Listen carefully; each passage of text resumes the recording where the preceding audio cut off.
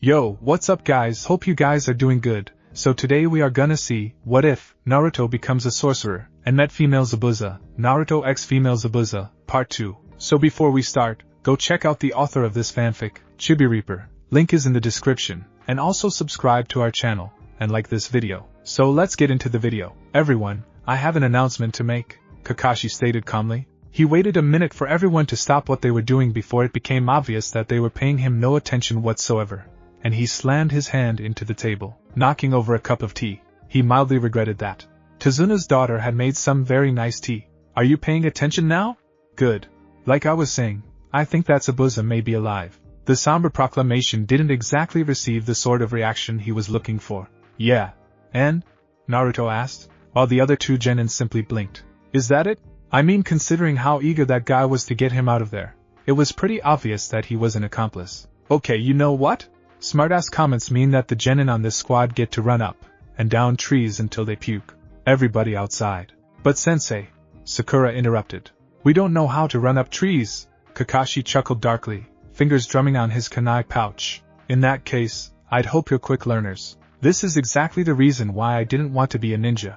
Naruto grumbled from his prone position on the ground. Sasuke grunted, and Sakura didn't bother to reply at all, as she was busily spewing everything she'd eaten that day into a bush. Alright, Sakura's done.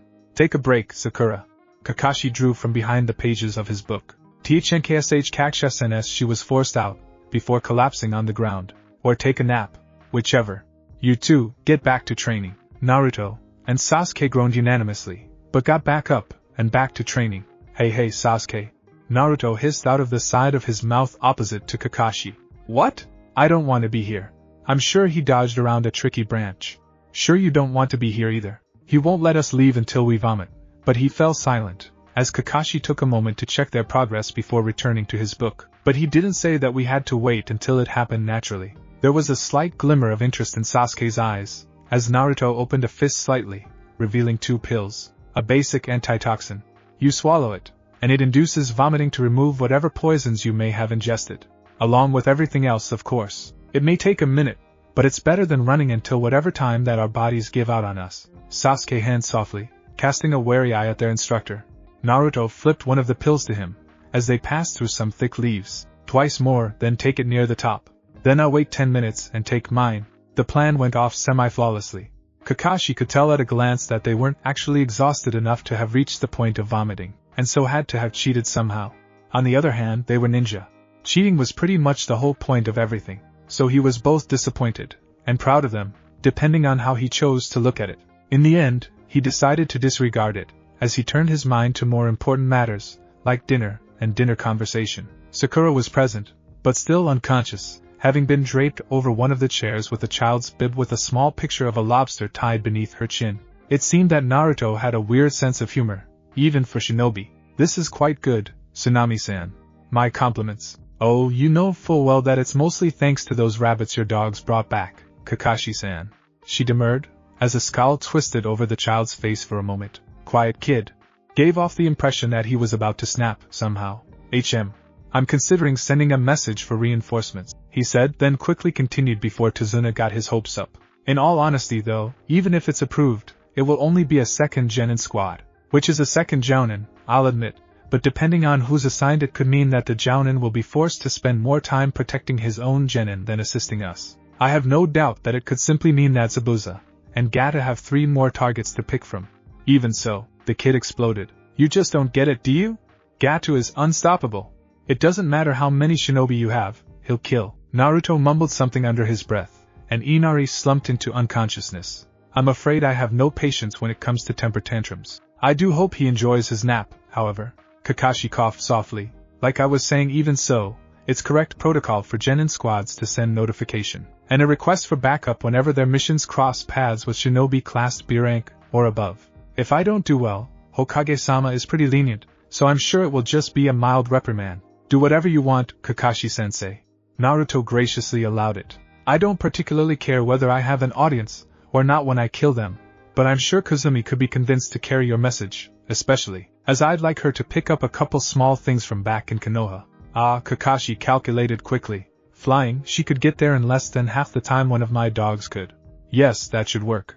Naruto nodded absently, as he took a bite of stewed rabbit. So, Tazuna, tell me about the local folktales. The old man happily obliged with Naruto's request, and talked long into the night. The tale of when the nine-tailed Kitsune Lord had visited the Land of Waves had been interesting, as well as the bit at the end about a prophesied return or some such. Unnoticed, Kakashi had been slightly tense throughout the whole tale, and had sent several subtle and quick glances at Naruto. The next story had been more recent, about Kaiza, and had explained why his grandson was slightly messed in the head. Then came tales of local nature spirits, and mischievous creatures, the typical old yarns that one can find anywhere. What Naruto had found most interesting, however, was not a tale at all, but a simple mention of a nearby natural curiosity, an island covered in a constant storm. When Naruto had pressed further, Tazuna had divulged that supposedly, it had once housed the lair of a great dragon, centuries ago, who had protected the settlers within its territory in exchange for tributes of food, and wondrously crafted artwork, and statuary. Nonsense, of course, he continued on to say.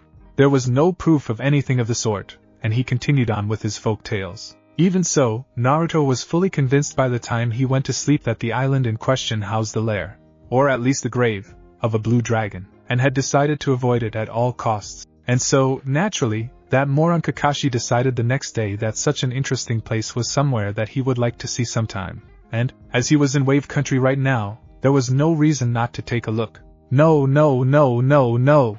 Naruto screamed at the top of his lungs. Kakashi, this is quite possibly the worst possible idea ever in what is beginning to look like a painful history of terrible ideas indeed. Your objections have been duly noted, Genin.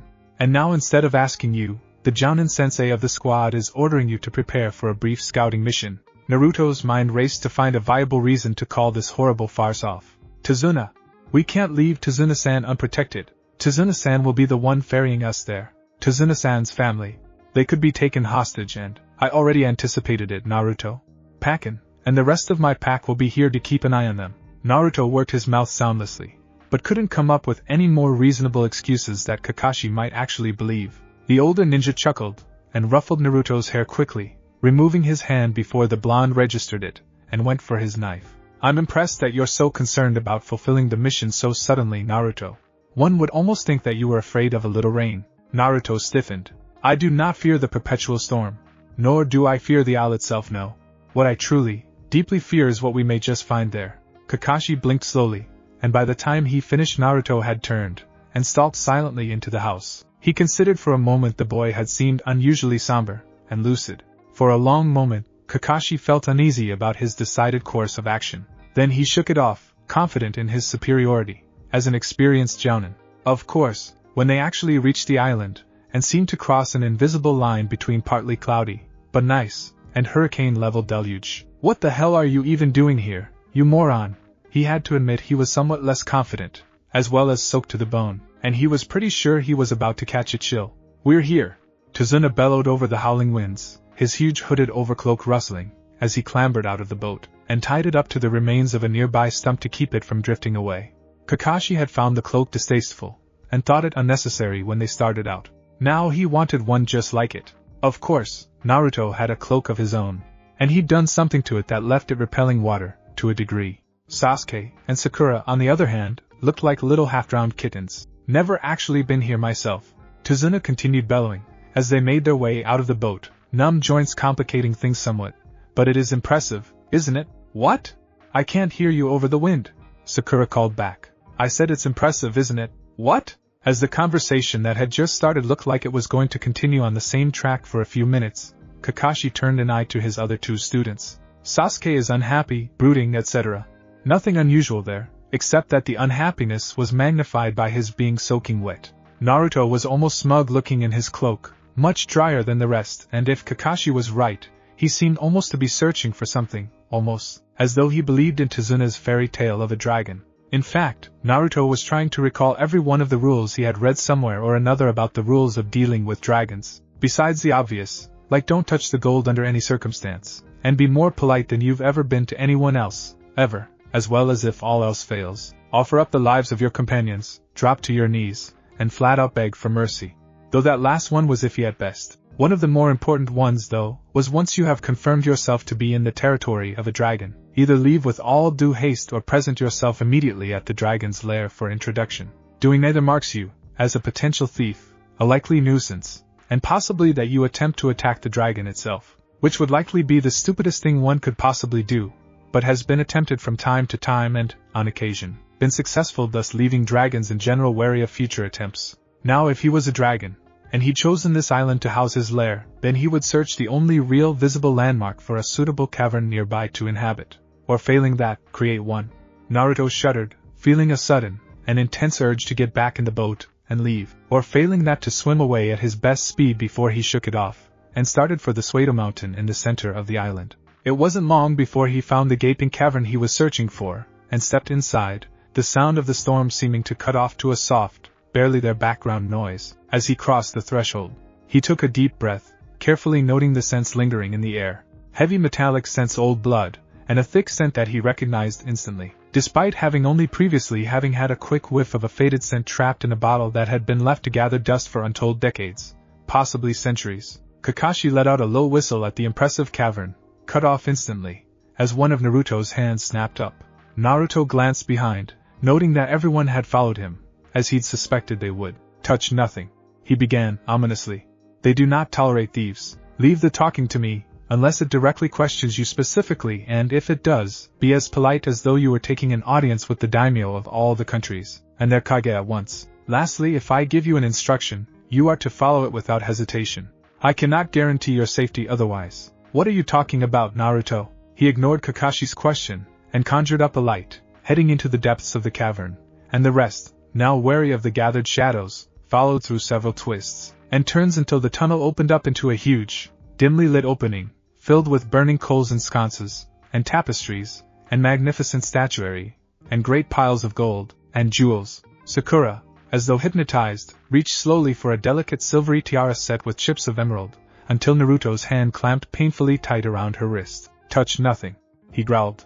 Not even was it to satisfy your every worldly desire, that you could die without regret. Touch it not.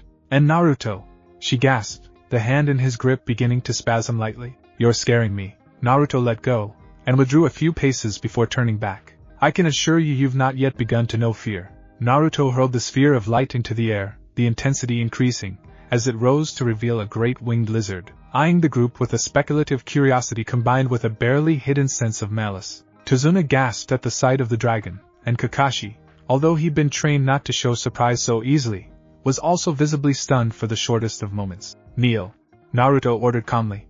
Tazuna hadn't needed the order, having dropped to his knees at some point all on his own, but Kakashi slowly lowered himself, as well, obviously reluctant, but willing to trust that his student knew what he was doing. Sakura and Sasuke, however, had no such hesitations, the full force of the aura of terror surrounding the great dragon having made significant headway against their young and impressionable minds. Naruto nodded, and turned back to the owner of the horde. Great One, Master of the skies and seas, ruler of all earth that falls within your dominion, we humbly prostrate our unworthy selves before your wondrous glory and splendor.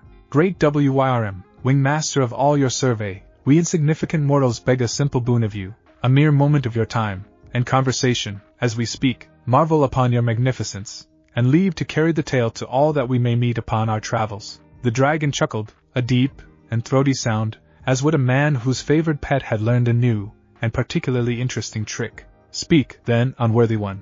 Why is it that I deny my hunger simply to hear the words of one so insignificant as yourself? Kakashi stiffened slightly at the implication that they were soon to become a meal, but Naruto was actually quite pleased with the way the conversation was turning. The dragon was interested, that much was obvious behind the superior and predatory tones that were simply to be expected. Fortunately, the encounter hadn't been entirely unexpected, so he'd had an entire boat ride's worth of time to work out a way to keep them all, or failing that at least himself, alive. Once, Great One, there was a pact between your majestic self and the mortals of this island. This unworthy one would seek for the pact to be renewed. Ah, the pact. I recall those days well.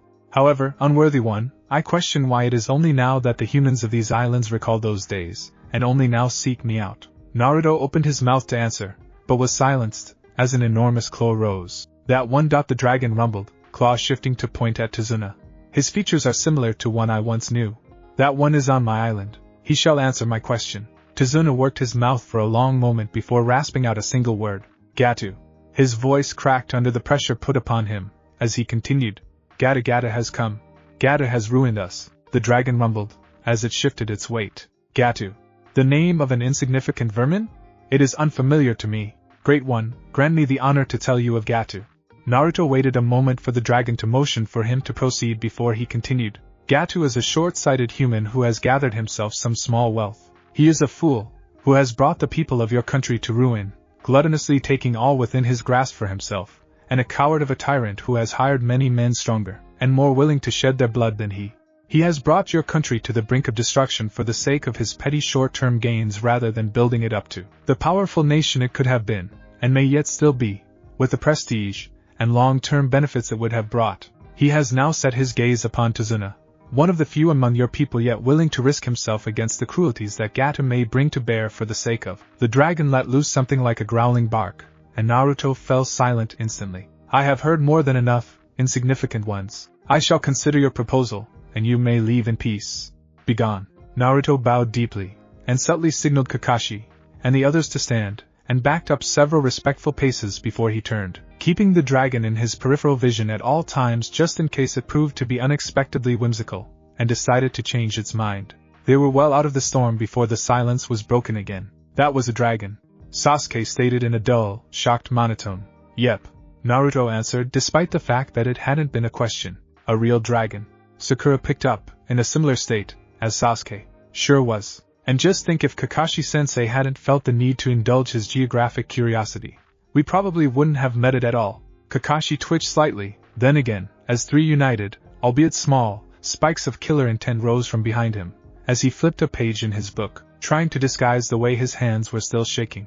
The dragon hadn't seemed to be as powerful as the demon fox had been, but against just one 4-person squad it wouldn't have to be. It was at that moment that Kakashi silently and solemnly concluded to take everything Naruto suggested much more seriously, especially if he was freaking out at the time. Then he turned the page, and saw the chapter illustrations, and all thoughts on the matter were slammed forcibly out of his head for more pressing concerns. Kazumi actually took a little longer than Kakashi had expected, as she wasn't particularly used to carrying loads. On the other hand, she didn't bother to drop her illusions and compulsions until after she dropped the scroll off, and had left a surprised Hokage, and a whole host of more paranoid than usual Anbu in her wake. And, since Naruto had given her money to spend, as she pleased, there was going to be an obvious next step before she went to the tower. Sake, the bartender carefully eyed the small, winged woman standing on the counter. Are you legal? I'm not gonna tell you my exact age, buddy, but I'm older than you are. The bartender paused, not willing to admit aloud that his next word would actually have been real. How do you know without knowing your own age? There's a limit to how old you humans can get, without help.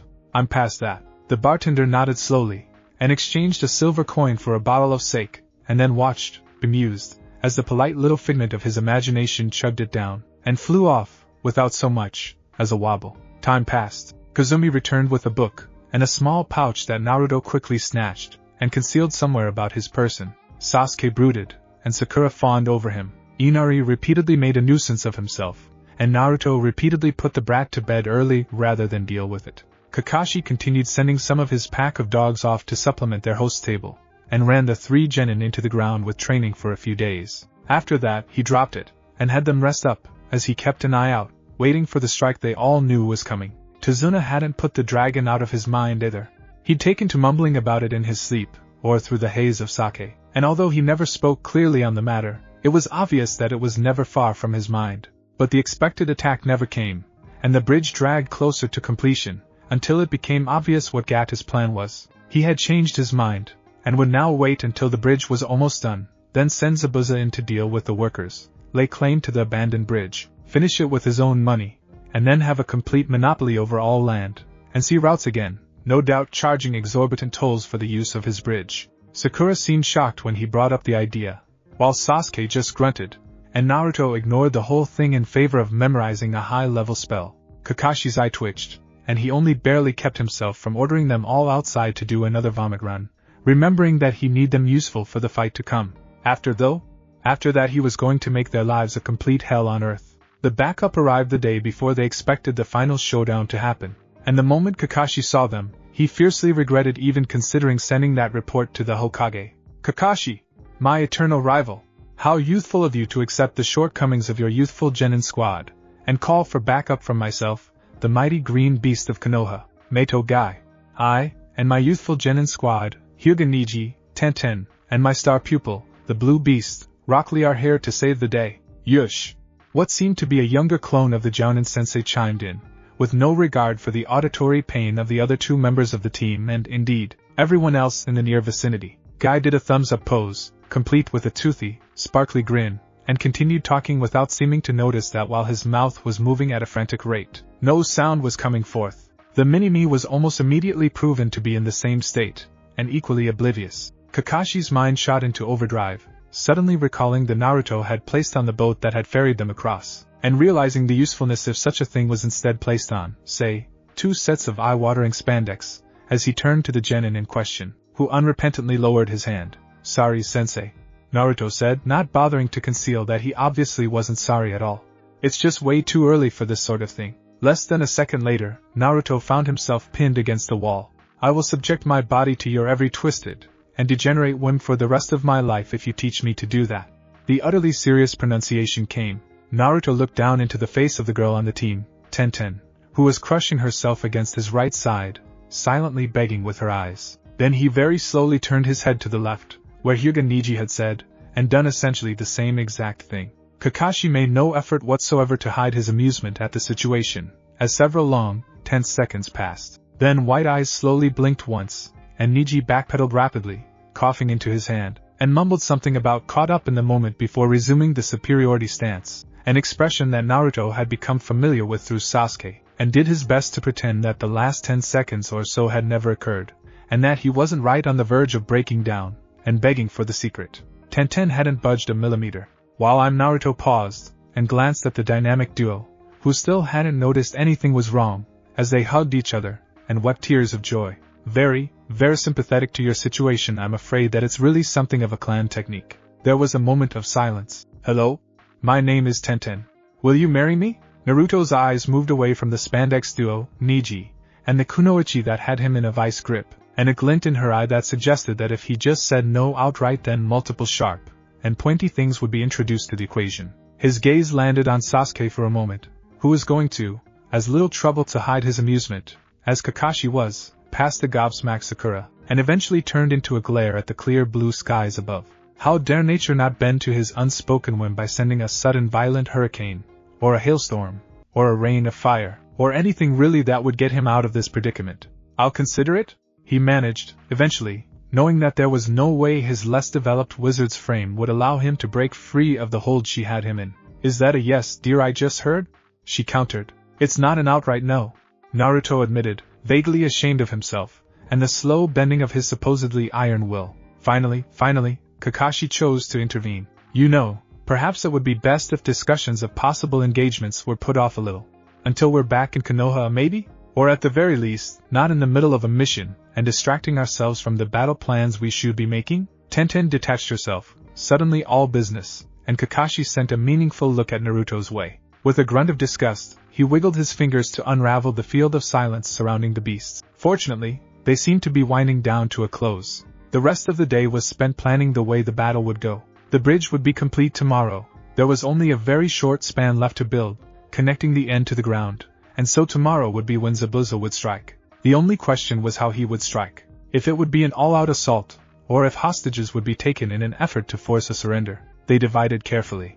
Kakashi's team would go to the bridge, while Guy's would remain at the house for a set period of time, or until flares could be set off. A red one for Zabuza, and a white one for his accomplice, to let them know which was at the bridge, and which they would need to watch out for. If they were both set off, then it meant both had shown themselves at the bridge, and a couple of them should get the hell to the bridge because they would be needing backup something like 5 minutes ago. If the opposite of what they expected happened, and they both showed up at Tazuna's instead of the bridge, then Guy's team would be the one setting off a flare instead. Guy howled something about the plan being youthfully magnificent, and was dutifully ignored by everyone except Lee. And then, Naruto thought to warn them not to interfere if a dragon should happen to show up, leaving the entirety of Team Guy staring at him like he was a crazy person. He looked for support from his own team, only to find their backs turned, as they carefully buried themselves once more in a deep pit of denial. And after that, really, there had been no other option except to make a tree golem, and everything just plain went to hell for the day. The morning met them with fog around the bridge, which, you know, hadn't exactly been the most unexpected turn of events. In these parts of the islands, it was foggy 3 nights out of 5, and that usually lingered until something like noonish. On the other hand, this was a dense, nasty sort of fog. The kind that you would regularly get with certain, which Zabuza had already shown himself proficient in. The workers strewn across the bridge like broken toys were just a subtle confirmation, really. Sakura had fired off the flares before either of the Nuke had finished their dramatic entrances, and her usefulness apparently dried up. Hohovu, just look at your breasts, Kakashi. They're trembling. I'm trembling, Sasuke said, apparently mistaking the comment to be directed at him, while Naruto was vibrating from the magical energies he was gathering not 2 feet beside him. From excitement. Let's get on with killing each other already. Naruto howled, unleashing a swirling ocean of flames to engulf pretty much everything in the area, prompting everyone else to either scramble to get out of the way or, in the case of the workers, crawl or roll to drop off the edge of the bridge, and into the water where it was unlikely that they would immediately burn to death. Sasuke found himself envious of the fire technique that had burned off the mist, and eclipsed any of the ones he knew yet, he hastily qualified. He also found himself trapped in a dome of mirrors, alongside an equally surprised Kakashi, who it seemed had teleported in entirely the wrong direction, and was now going to be double-teaming Zabuza's accomplice, rather than fighting Zabuza himself. Naruto had taken on that role, and had relatively quickly pushed Zabuza onto the defensive with a barrage of elemental spells, followed by magically binding, and shaping some of the water around them into ice golems. You know, Zabuza, I think I shall turn you into a rabbit. He started conversationally, blasting at the man with a powerful arc of electricity that he was hard-pressed to avoid. Yes, a cute little rabbit with black fur, and floppy ears, and beady little red eyes. Then I shall tie a pink ribbon around your neck, and name you Mopsy, and then I'm going to feed you to a snake. He'd finished in something of a rabid howl, along with a spray of acid, and Zabuza was forced to admit that yes, he was just a little bit intimidated. Then he landed in a patch of thorns that he knew hadn't been there 10 seconds ago, and realized that he was screwed, as they lashed around his limbs. For the first time in the whole fight, Naruto was suddenly in hand-to-hand range, as he set a glowing finger against Zabuza's chest. Hello, Mopsy. He smirked, casting the polymorph spell, and right that second, 5 caught him in the forearm, and he watched with a dull sense of horror, as the contained magic went completely haywire before discharging. There was a brief moment of shock, then he turned, and dived, as far as he could, ending in a roll to carry himself even further, and behind the leg of one of the golems. Then absolutely nothing happened. What the hell? Zabuza said, plainly confused, as Naruto peered suspiciously back around his frozen shield. My bad. Naruto admitted. Thought you were going to explode. This didn't exactly fill Zabuza with relief. And why, exactly, would Zabuza-san have exploded? Came a dangerous voice from behind.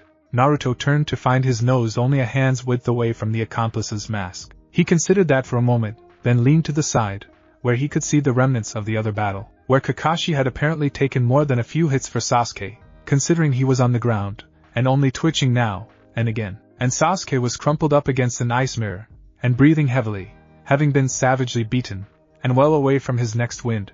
Oh, to turn my back for 1 minute, and this is what I get. So much for the vaunted Sharingan. Zabuza snorted, drawn away from his struggle to tear his way free of the thorns for just a moment. He was fast enough to dodge me, but not enough to deflect them from the other, or to move him out of the way. Be that as it may, Haku continued, it doesn't explain why you expected Zabuza-san to explode. I'd think it was obvious, Naruto grumbled, poking at his numb arm. Somebody decided it was a good idea to interrupt the spell. Whatever you prefer to call it. This person probably thought it was a good idea, that it would turn the thing off, so to speak. Not so much. Zabuza had gone very, very still during the explanation. Really now, I'm an orphan, so everything I know I learned from books, and scrolls rather than the elder family technically all true, but tied together in a way to lead them to incorrect assumptions. But I'm pretty sure the most likely outcome at that point was that there would be a violent cascade failure of. Naruto paused, considering what to say for a moment. Well, end result, Zabuza goes boom. You really are a lucky bastard. So it did cancel the effect? Zabuza asked, wanting to be very clear on that point before he ordered Haku to put a few needles into the blonde's head. Naruto snorted. Not hard. Any second now, what would have been a painless process to the end result of Mopsy is gonna kick in hard. And I don't have the slightest clue what you'll end up as, or if I'll be able to turn you back the way I could have if my spell hadn't been interrupted. Oh, and there was a sudden sensation, as though all of Zabuza's nerves had been set on fire, and torn out through his skin, leaving him howling in agony. And it's going to really hurt. Naruto finished lamely. But it looks like you figured that out already. Haku freaked out after the first few seconds, and passed out nearly a minute in. Tazuna and Sakura, who were much further away, were merely left vomiting, and weak-kneed at the grotesque spectacle. Naruto didn't even twitch until the end, when he stepped forward to inspect, and gently poked Zabuza with the tip of a kunai, just to make sure the nuke-nin had finished, and wasn't about to collapse into a lump of pus. Arms, legs, head, full complement of fingers, toes, and facial features. Eyebrows are still gone. And these are new, he noted dryly, prodding Zabuza's brand new set of pectoral enhancements. Well, in spite of the ridiculously long odds, you're still human, and even look vaguely similar to the way you used to. Good for you. B-boobs. A horrified Zabuza choked out, as the thorns withered, and died, releasing the nuke-nin. Yes, and a very nice set indeed. I'd try to get used to them, if I were you. With a wordless cry of rage, Zabuza lunged, Kubikiri Hocho in hand, only to stumble, and slam face first into a patch of bridge. Different body. Naruto noted again. Different height, weight, center of gravity, and a completely new set of hefty counterbalances to get used to. You really shouldn't be trying to pick a fight right now. Zabuza tried to stand, but only managed a sort of floppy, twisty half-crawl before collapsing again. And you're probably still numb from the pain. Which is why you're still struggling instead of paying any attention to my attempt to educate you. Did we miss something? Naruto turned his head absently, to where Niji and Tenten were making their way across the bridge. Oh, only everything. What took you? A dozen of Gato's mercenaries. Weak, but distracting, and they came just as the flares went off. Niji paused, then frowned. It seems that they were only a portion of Gato's army, because over 100 more just landed 30 meters down the bridge. Naruto's brows arched, as he turned to confirm the situation, and eyed the large barge tied off to a support pillar. How the hell did we all miss that? He groaned, raising his good arm to rub at one of his temples. The state of his other arm wasn't missed by anyone on either side, and Gato sneered before turning his attention to Niji and Tenten, passing the trembling Sakura over entirely, as inconsequential. Naruto was only partially through a thought about it being his last mistake before a very large shadow passed over them all, and he realized that he had much more important things to consider. He was on his knees before the dragon had completely landed, and everyone else was still only just beginning to comprehend what their eyes were telling them. He managed to shoot a quick kneel, damn it, behind him before being forced to put all his attention straightforwardly, and trust that the fellow Konohanin were bright enough to follow advice. Cast praises toward whatever feeble deity you hold most dear, insignificant one. I have considered the proposal brought before me, and have not come to strip the flesh from your scrawny bones. Great one, your humble servant blesses all the gods and spirits of good fortune for allowing him a second chance to worshipfully cast his adoring gaze upon your glory. Your pathetic adulations are worth as little as the spent air with which they fly past your lips. For now you shall dispense with them, puny one. I have come to give news that I shall hear the pleas of the peoples of my islands, to begin the renewal of the pact. That's wonderful, Naruto said, happy enough at the turn of good fortune that he lapsed out of the servile tone and speech patterns, then promptly winced when he realized it. From you, however, insignificant one, I require a show of good faith. A payment in advance, if you will. And there was the catch. Naruto began racking his brain for something, anything, that he could sacrifice to the dragon. And that it would accept, of course. What the hell is going on?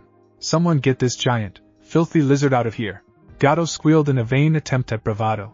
What he hoped to gain from the effort. Pieces clicked together, and a wide grin sprouted across Naruto's face, as the dragon brought itself up to its full height, obviously insulted, and only a half step away from a full homicidal frenzy. Great one, the rude infidel before you is Gato. Gato the blind, Gato the fool, the same Gato who has brought the people of your islands to ruin. Paltry offering though it may be, I offer you the life of Gato, as well as the lives of his mercenary force, who have conveniently gathered themselves to this spot of their own volition in the hopes of being granted the honor of serving as your meal. Wait, what the dash? One of the mercs got out before the dragon's eyes narrowed and focused on them. Accepted, Magaling. What followed was a scene of gore and brutality simply too epic to be transcribed in mere words. Feel free to imagine it for yourselves, with suitable insertions of no, s and ga. My spleens. Thank you for your understanding.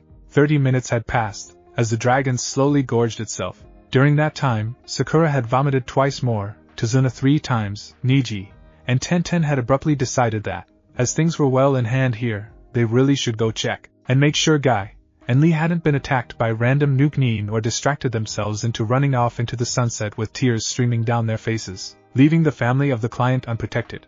All of the unconscious and semi-conscious nin had come to, took one look at what was going on, and decided to lie very still, like rabbits hoping the hawk would pass them by. There were only finger-sized chunks left when it beat its gigantic wings once. "Man of my islands," it said, addressing Zabuza, "you will make my lands prosperous once more. Then you will return to my lair.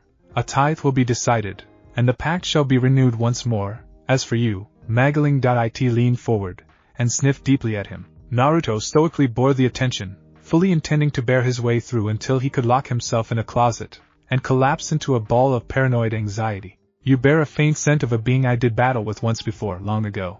Yes, it seems that I am not the only myth awakened. Take my blessing, and be gone from my islands at your earliest convenience, Magling." The dragon breathed outwards, lifting Naruto slightly into the air, as a blue haze of crackling electricity sparked around his body, lashing at him, and burning through his clothes and skin to find a resting place within him somewhere that words could not describe, the place where his magical energies pooled the most deeply. Without another word, the dragon beat its mighty wings again, and cast itself into the skies, circling twice before angling off towards the island of perpetual rain. Haku had disappeared shortly before everyone's gaze came off the feasting dragon. It was therefore quite the surprise when, after prying out the needles closest to vital organs and arteries, and escorting the frazzled Tazuna back to his home, they found not just him, but Zabuza, as well, sitting at his table, and drinking tea. Team Guy was sitting on the opposite side of the table, where a wary silence had fallen between the two groups, each waiting for the other to make the first attack. Naruto neatly defused the situation by stalking up to Haku, stuffing his limp and needle-punctured arm up in his face with his good hand, and demanding that he fix it. Now, Tenten muttered something about brass that he couldn't quite catch, but made a patch of skin around Niji's nose turn slightly pink. Haku, for his part, simply hesitated a moment before pulling something like a pair of pliers out, and beginning the both laborious and painful process of tugging the needles out, one by one. Tensions lowered the slightest amount, just enough that the odds of anyone snapping and assaulting someone on the other side had reduced to an acceptable level. "So, Zabuza," Kakashi began idly, "seeing as you and your apprentice are, in fact, Nuknin, I'd have expected you to be long gone by now." "What gives?" wasn't actually said, but it was a heavily implied concept. Zabuza grunted in disgust, and turned away from the other jounin. "Runt, you're fixed. Now fix me." Naruto paused in his checkup of his damaged arm, now much less spiky, to stare uncomfortably at Zabuza. "Well, you see, how should I put this? Can you fix me or not?" The Nuknin growled out through pointy teeth. Naruto rubbed the bridge of his nose before answering. "It's theoretically possible," he finally said. "Eventually. If this had been my intention with the spell, then of course I could have reversed it with almost no effort at all. But given that the spell went wildly out of control after being interfered with, to be brutally honest, I'm not at the level where I can fix what happened yet, or even to start unraveling how the spell went wrong. And even once I was, it could take years, even decades, of intense study to work out a way to return you to normal." Naruto shrugged sheepishly. Zabuza was silent for many long moments, completely lost in thought, before speaking up. "Fine. In that case," Zabuza glared at the blonde, "I'm not letting you out of my sight until you can turn me back." "Fair enough," Naruto agreed. "Just try to get rid of me?" Zabuza wound down, the planned series of angry demands screeching to a halt. "Oh good. I'll put you up in my hidden, invisible tower." Naruto continued, ignoring the subtle stares that were directed his way after he made the decision aloud. "Naruto has a hidden, invisible tower?" Sasuke mumbled. Maybe Kakashi mumbled back. Or it could be a psychotic delusion, and he's really just going to throw out a couple futons in his apartment. Sakura nodded. That made much more sense, even if their teammate made the regular habit of defying even the laws of reality that ninja were constrained by. Much later, after everyone had returned to Konoha, Zabuza let out a low whistle while Haku just stood, dumbfounded. "Kid, even with you saying hidden, invisible tower, I wasn't exactly expecting you to come through with an actual hidden, invisible tower." "A hidden, invisible, flying tower," Naruto countered. "And yes, it is rather nice, isn't it? A couple things you need to know though. You shouldn't feel the need to eat while you're here. It all translates to thirst, and the water supply doesn't seem to ever run out. Also, while you're free to read any books you find, please don't actually attempt anything you might find inside. Things could quickly become messy." Both nodded rapidly. Konoha had accepted Nuknin seeking asylum before. Pretty much every hidden village had, actually. This was something of a special situation though. You see, normally the standard protocol was to put something very similar to the Hyuga caged bird's seal. The moment that the nin in question showed even the slightest hint that they might be considering becoming a Nuknin again, the seal would be activated, and their heads would explode. That had been the plan for Zabuza and Haku as well the moment they arrived. However, they were being sponsored by an active ninja, which meant they either had to get Naruto's permission for the seal to be applied, or lure them away from Naruto so that some sort of incident could be created that would require the seal to be placed on them, as punishment before he had a chance to respond, or even realize that something was wrong. And Naruto simply wasn't interested in the suggestions of the much older and more cynical ninja, and Sarutobi had never been really pleased with that course of action anyway, so wouldn't allow it to be pressed too far. It wouldn't be much of a problem, as they could move straight to plan B only to run into an unexpected snag. Zabuza and Haku quite simply did not leave Naruto's side. Not for anything. They ate every meal together, they trained in the same field. As Team 7, they accompanied every single D-rank that Naruto sometimes watched, but never actually participated in, not seeming to care that he was forfeiting the pay from it by doing so, and wherever it was that they slept, as it had quickly become obvious that it was not in the apartment Naruto still paid rent for out of habit. It was doubtless in the same room, or rooms right next to each other. They even bathed in the hot springs at the same time, Zabuza having apparently been quite serious about not ever letting the blonde out of visual range, and having absolutely no sense of feminine modesty to boot, as the faux female joined them in the male half, with gawking and leers cut down to nearly nothing by the simple expedient of the gigantic rust-proof sword with her at all times, even unclothed. The elders complained to the Sandaime, only to find him unexpectedly unsympathetic to their inability to place that promised torture and death on Naruto's new allies. In fact, he was privately very amused at the whole situation, and not only didn't give in to their demands for him to order Naruto to let them use the seal, but immediately rebuked them for the suggestion. Very calmly, but aided by a surge of focused killing intent that nearly made their old hearts explode in their chests, as a reminder that yes, he was the boss. After getting their bodies back under control, changing their clothes, and in one specific situation waking up from a mini coma in a hospital room guarded by Root A and BU, those elders left to stew in their juices, and wait for an opportunity that was seeming more and more likely to never come. Meanwhile, Sasuke was brooding on all the standard subjects, plus a few new ones for flavor. He'd managed to activate his Sharingan on that ill-fated bridge fight, despite them shutting off from lack of chakra shortly afterwards. Even so, having activated them once out of necessity, he could now turn them on and off at will. He had therefore been spending his time stealing as many as he could set his eyes on. The problem was that he simply couldn't take the ones he really wanted. It seemed that the dobes were Hijitsu after all, because his Sharingan kept giving him the biological equivalent of an error message along with a splitting headache every time he tried to assimilate them.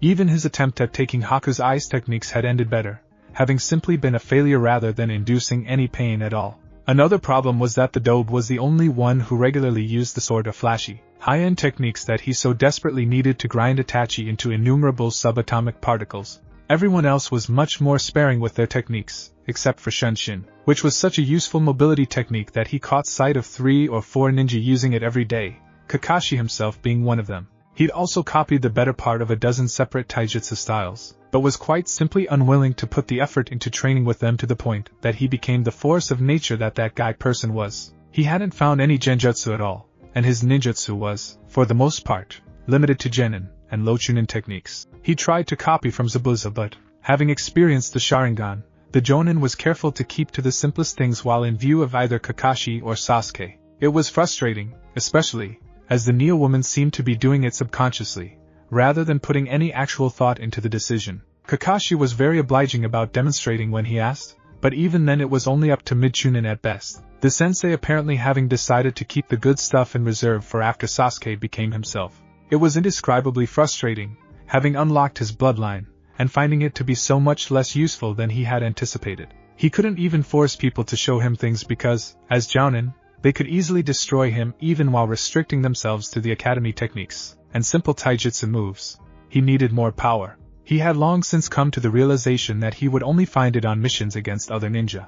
Therefore, these stupid D-ranks had to go. Sakura, on the other hand, was more than happy to be back on D-ranks. On the seriously misclassed mission to Wave, she had begun to question her place as a kunoichi, having been incapable of doing much of anything to help. The D-ranks left her with time for reflection and for training. In spite of that though, she was more than aware that she wouldn't advance nearly as fast as she wanted just training on her own. Training with Sasuke would just hold him back. She was pretty sure training with Naruto would end in her being accidentally maimed or worse, and Kakashi had just set her to running trees again to build up her reserves and stamina. That wasn't enough though. So she had requested a list of kunoichi experienced enough to be good sensei, and had begun going through the list, marking off those that were unavailable for whatever reason. Karina would probably have been her best match, being a genjutsu mistress, and Sakura being a genjutsu type, but she currently had a team of her own, and Sakura had no intention of taking a sensei's attention away from her assigned genin. That left the second option. Sakura steeled herself, as she stepped into the dango shop Mitarashi Anko was known to frequent. The woman herself was sitting at a corner table, scarfing down the dumplings with a voracity that nearly offended Sakura, who was a big eater. She sat at the table, waiting patiently for acknowledgement. It didn't come even after the woman finished her plate, and waved someone over. Another plate. And sake. Of course, the man said, plainly used to the woman's mannerisms and eating habits. That will be. He paused, as Sakura carefully waved several bills his way. A stick for me too, and I'll cover this round. He nodded, and took the money, as Anko finally seemed to realize the existence of the genin at the table. So you've got my attention now, kid. What ya want? Sakura took a deep breath. If it wouldn't be too much trouble, I would like to request training from you, Mitarashi-san, as well as my own instructor. Oh ho. And why'd you want something like that? Anko wondered aloud, leaning back into the seat aloofly. In reality, she was actually pretty interested in the proposal. It wasn't well known, but while Chunin could receive a battlefield promotion to Jounin in wartime, the promotion during peacetime was much more complicated. The Jounin exam was really more of a provisional thing then, with the deciding factor being how you dealt with your first genin team. If you did poorly with them, or there simply wasn't a team available for you, then you got immediately busted down to special Jounin. Anko hadn't known this at first, so although she was already Jounin level, she was locked into special Jounin class, and pay grade until she trained a team. And due to certain political factors it would be a very long time until she would ever be assigned a team. But if she could provide the Hokage with definite proof that she had been capable of handling one student, one that had come to her without being assigned, even that might give him an opportunity to sway things in her favor. It was that, or wait for the next war to roll around, and hope for the best. But that didn't mean that she would let the brat know that she was interested, or that she would in any way make things easy on her. The dango arrived, and Anko munched on a dumpling, as she waited for the genin to speak. It was our mission to wave. I was almost completely useless. I felt helpless, she admitted. While the others were fighting, and killing, all I could do was guard the client, and hope no hostiles got past them. I even vomited, she admitted shamefully. I spent the majority of every battle scared out of my wits, and I hated it. She finished with a snarl. Anko arched her brow, and took a sip of sake. You assume that means something to me? She asked, concealing the fact that it did, in fact, mean quite a bit. She had almost completely decided to go ahead with the training, but would still have her amusement at the student-to-be's expense. You've just said why you want training. Now tell me, why should it train you? Motivate me. Sakura worked her mouth, hesitantly, but couldn't think of anything to say, and so quickly bit a dumpling off her stick of dango to buy herself a few seconds. Anko pretended to take pity on the confused genin. I'll make things simple for you. Give us a kiss, and I'll think about it. The stick clattered back down to the plate, as Sakura reeled backwards at the suggestion, mouth hanging open to reveal the half-chewed dumpling inside. Flies, kiddo. Seriously, what's the big deal? It's not like I'm demanding sexual favors for training. Just a kiss, so I can tell if you're serious. But Sakura quickly swallowed it. But Sasuke, and I don't like girls like that. So? You're a kunoichi. Odds are, you're going to get at least one mission involving seducing someone for some reason somewhere down the line. And even if you don't like girls that way, the target might. It's probably best you learn to be flexible about this sort of thing sooner, rather than later. Sakura hesitated a long moment before leaning across the table, hesitating again before she let her lips brush slightly against the older woman's. Anko sighed, as Sakura blushed, and started to move away. Kid, that was a crap kiss. I'm really not sure. Sakura cut her off by surging forward again, all but slamming her tongue down the older kunoichi's throat, not letting up for air for several long seconds before settling back down into her seat, face completely red, and her bangs shadowing her eyes from view. Anko gave the appearance of consideration, as she licked her lips. That could be better, but I guess you'll do, she decided. I'll talk with Kakashi later. So, first lesson, you're going to have to do something with that hair. Sakura's hand went to her pink locks automatically. My. Why? Rather than a verbal response to the asinine question, one of Anko's hands shot out and, in less than a second, wrapped Sakura's hair around her throat, and pulled. Sakura quickly found she couldn't breathe, and Anko didn't let go until the genin's eyes had started to roll back into her head. When Sakura woke up, Anko had finished off her plate, and sake, and was polishing off the last dumpling of her stick, as well. That is why, kiddo. Nobody tells you, but after a few missions shinobi learn not to wear their hair long unless they can keep an enemy from doing something like what I just did with it. You'll notice that pretty much only Jounin kunoichi wear their hair long and unbound. Sakura hadn't actually consciously noticed that before, but now that she thought about it, there was a marked trend for Jounin kunoichi to suddenly decide to wear their hair up, or cut short, which usually continued even when they were. She simply hadn't put that together on her own before now. Oh.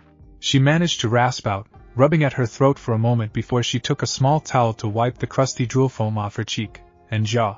Anko was shaping up to be a bit more difficult of a sensei than she'd expected. Come on then, kiddo, Anko said, as she stood up to leave, forcing Sakura to hurry or be left behind, as they headed to an unoccupied training ground, where Anko bit her thumb, and performed a few hand seals, after which a large serpent appeared in a puff of smoke. This wasn't large, as in several feet long either. It was large, as in coiled up, size of a small house. Shirasaji, meet Sakura. She's come to me for training. The snake looked at Anko for several long moments before turning its gaze to Sakura. You poor little child. It hissed sympathetically. Not for the first time since actually meeting Anko, Sakura began to seriously question her choices leading up to this situation. Yeah, Anko said, waving an arm nonchalantly. Pity the genin later, for now I need the scroll. Shirasaji seemed to shrug, but the motion carried on for far too long, until Sakura realized, just as it opened its mouth, that it was actually working something up out of its guts. Then a large, slimy scroll dropped out, and onto the ground, where Anko casually kicked it open to reveal names scribbled in rusty brown. Go on then sign. Sakura dubiously drew a kunai, and bit back a wince, as she carved open the tip of her index finger, and carefully signed her name just past Anko's. Her gaze wandered past it, as she finished, to the next one in line. Oro. Anko kicked the scroll shut before she could read any more of the name, and Shirasaji quickly coiled around it, and swallowed, then disappeared in a poof. "'Kay kiddo, let's see what you've got. You already have the blood flowing. Seals are boar, dog, rooster, monkey, and then ram. Put all the chakra you can spare into it." Sakura obliged, and with a poof a baby snake, barely, as long as her pinky appeared in the dirt, wriggling in confusion. Anko snorted. That was a hell of a lot worse than I'd even begun to expect. Your reserves suck, she stated flatly. Sakura just hung her head, not even bothering to deny it. Understandably, she jumped when a kunai zipped in to think between her feet, and she looked up to see Anko smirking, and twirling a second kunai around her finger. Not a big problem. We'll start working on that right now. Start running around the field, as fast as you can.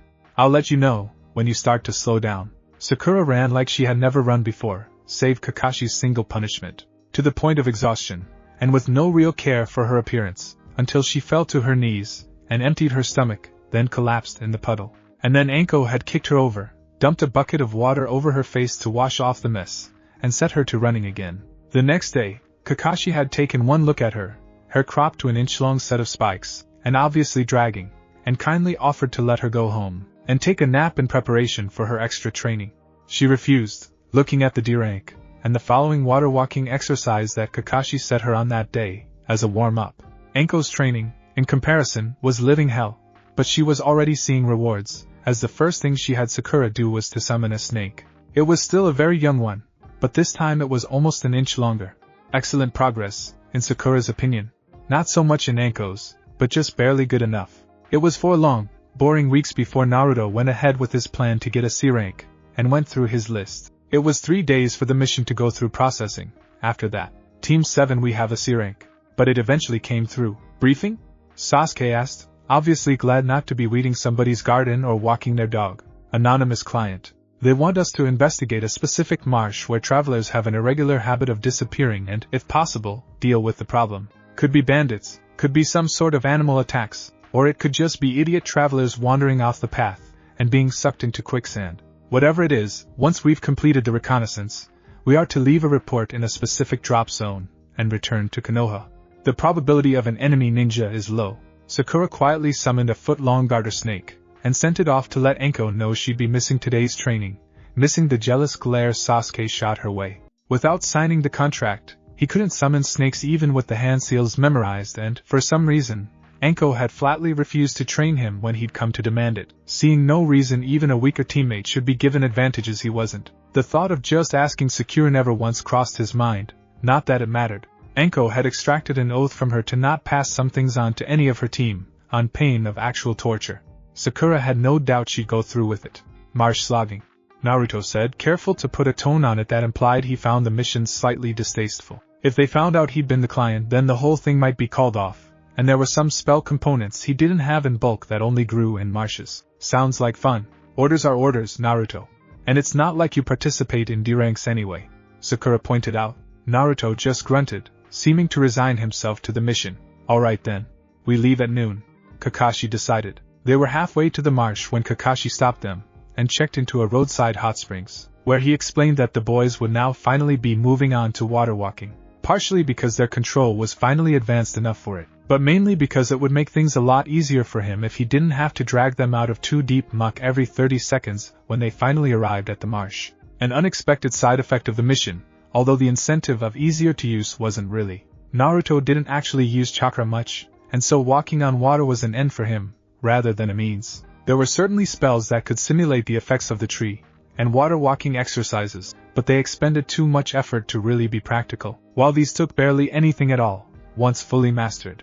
A simple matter of expediency. Sakura apparently mastered the ability right about the time that they managed to stay on the surface of the water for a few seconds before dropping in, and soaking their boxers. Sasuke sent another idle glare her way, as Kakashi patted himself down for a moment before bringing out a sheet of paper, and instructing her to channel a tiny amount of chakra into it. She did, and the paper instantly crumbled into dust. Earth, Kakashi mumbled. Interesting, I would have thought. He paused for a moment, lost in thought, then shook his head. It's nothing, just that the most common elemental affinities from Konoha are fire and water. Still, earth is a good element.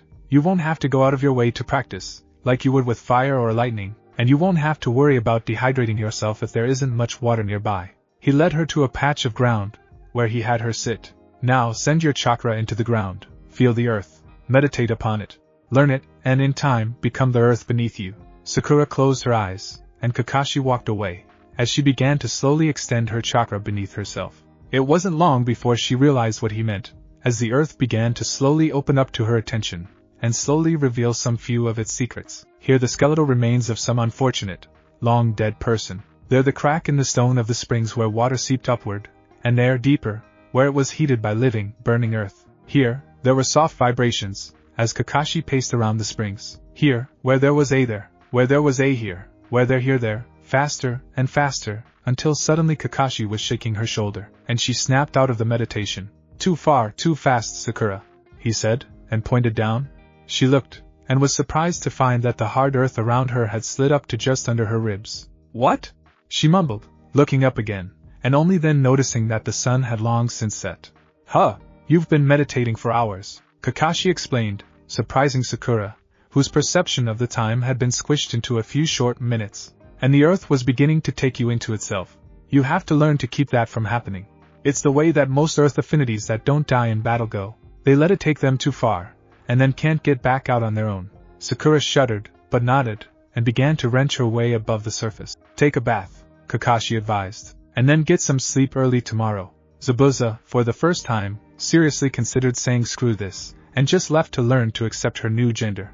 Then another corpse lurched out from behind a tree, and she quickly chopped it in half at roughly the same time Naruto blasted it to ash with a fire spell, and Sasuke and Kakashi both hurled a single, pathetic kunai its way. It was long gone before they'd flown halfway, contributing to a sudden feeling of inadequacy in the two Sharingan users, already spooked by the whole zombie thing. Sakura might or might not have been much help, and Haku probably would have, but they weren't there.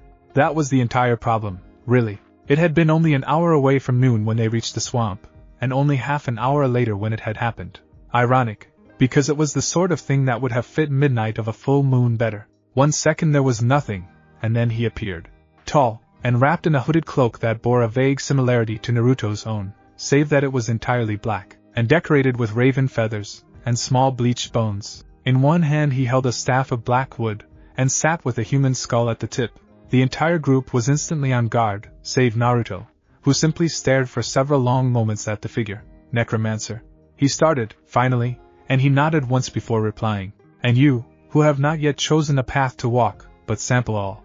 Almost a pity that I am here on no social errand, but business. Naruto's eyes had widened, and he had spun around quickly, sensing something the rest couldn't, but too late. They rose up from Sakura and Haku's own shadows, and dragged them back down before they could utter more than a soft gasp of surprise. Now weapons were out, and Naruto spun back around, fire gathering around one hand. They were mine, he had snarled, perhaps not phrasing the sentence quite correctly, but definitely getting the point across. Bring them back. They couldn't see anything of the hooded man's face except for the tip of his chin, but for one brief moment it was obvious to them all that he was smirking. Apologies, he said, despite obviously not being sorry at all. I required fresh materials for my experiments, and so have taken the two loveliest of you, as a toll for crossing my lands. Hatake had started to say something about people not being possessions you could barter with when Naruto had interrupted with a snarl, eyes wild. They were mine. You dare steal from me? I will destroy you. Perhaps. The man had allowed the fire to coalesce into a tiny sphere. But what then? After my death, my minions will be completely uncontrolled for the few short hours it will take for the energies keeping them together dissipate, and they either instantly die or wander off. I wonder what will happen to them in that time span. The fireball guttered out then, and it had become obvious that the necromancer was smirking again. However, I shall make you an offer. My house is 1 mile east of here. He pointed with one gloved hand, hidden within the greatest depth of the marsh. Bring me 2 others before sundown, and I will return the materials I have taken to you.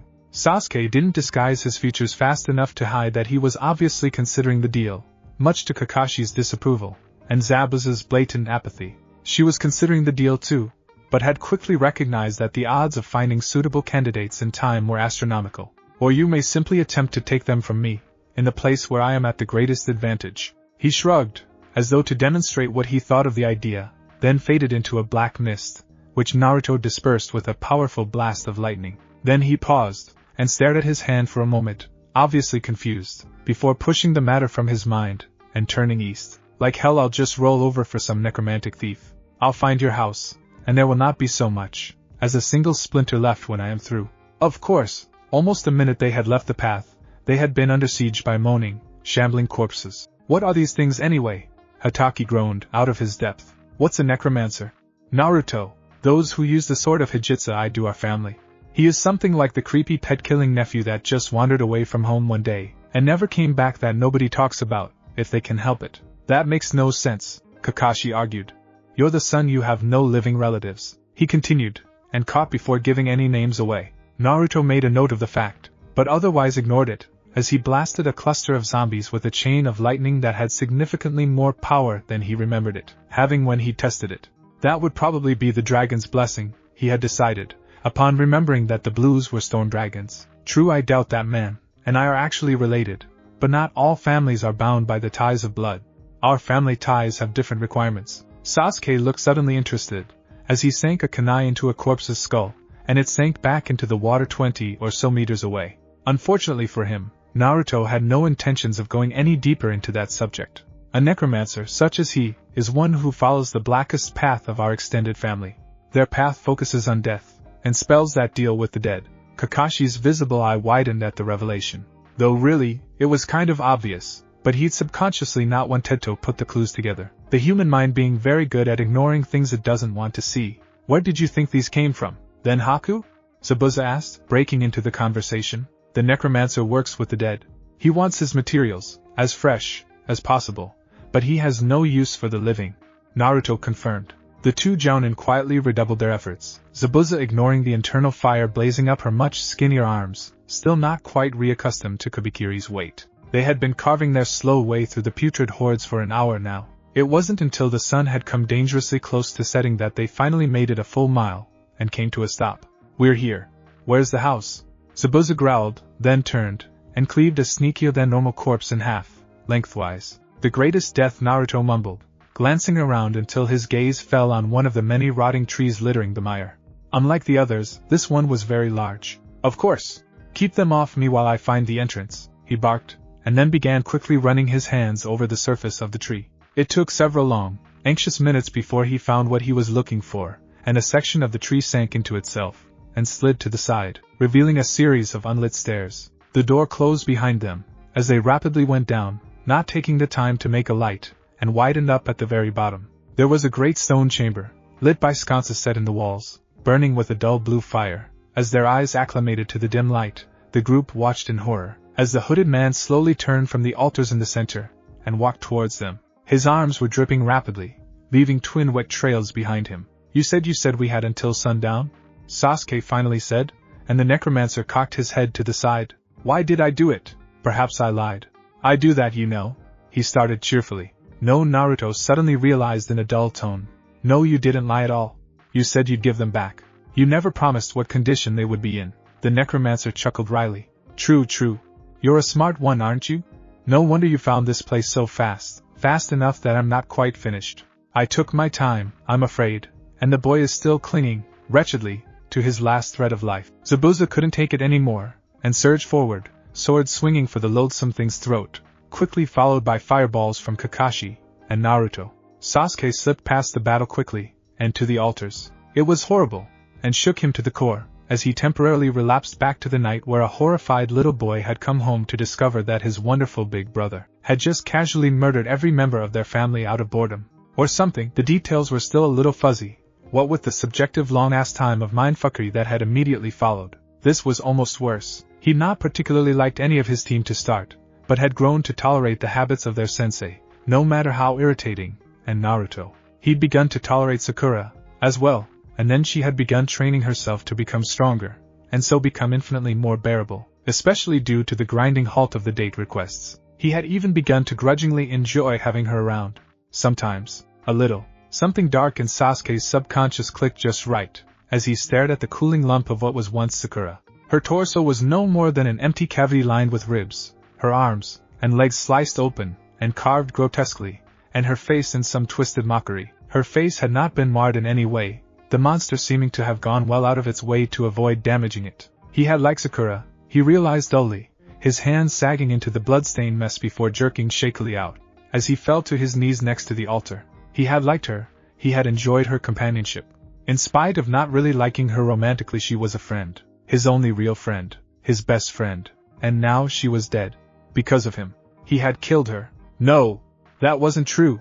It was that monster that had done this, not him. But if he had rescued her, this wouldn't have happened, his treacherous mind eagerly pointed out. No, there was nothing he could have done. He could have been faster. He could have trained harder. He could have rescued her in time. He had failed, and in so doing he had killed her just as surely as if he'd done the horrendous deed himself. He had killed his best friend. At that moment it felt as though the sun had fallen from the sky and settled in his eyes, burning them from the inside out, as specialized cells recognized the pattern of neurons that had activated in his brain, and released a set of chakra-laced enzymes that quickly caused a rapid, but controlled mutation. It was not quite instant. It was nowhere near painless, but when it was finished, shurikens spun in place of pinwheels in his red eyes. He felt his chakra levels suddenly dip, and while he didn't seem to consciously realize what it meant, he turned his distraught gaze to the necromancer, who was even now fighting off Naruto, Zabuza, and Kakashi with the help of the shadowy creatures that had kidnapped. He hated that hooded man. He wanted him to burn. Thick blood oozed from his tear ducts, as a pitch-black blaze surged in from nowhere to take greedy hold of the monster's clothes and flesh at the elbow.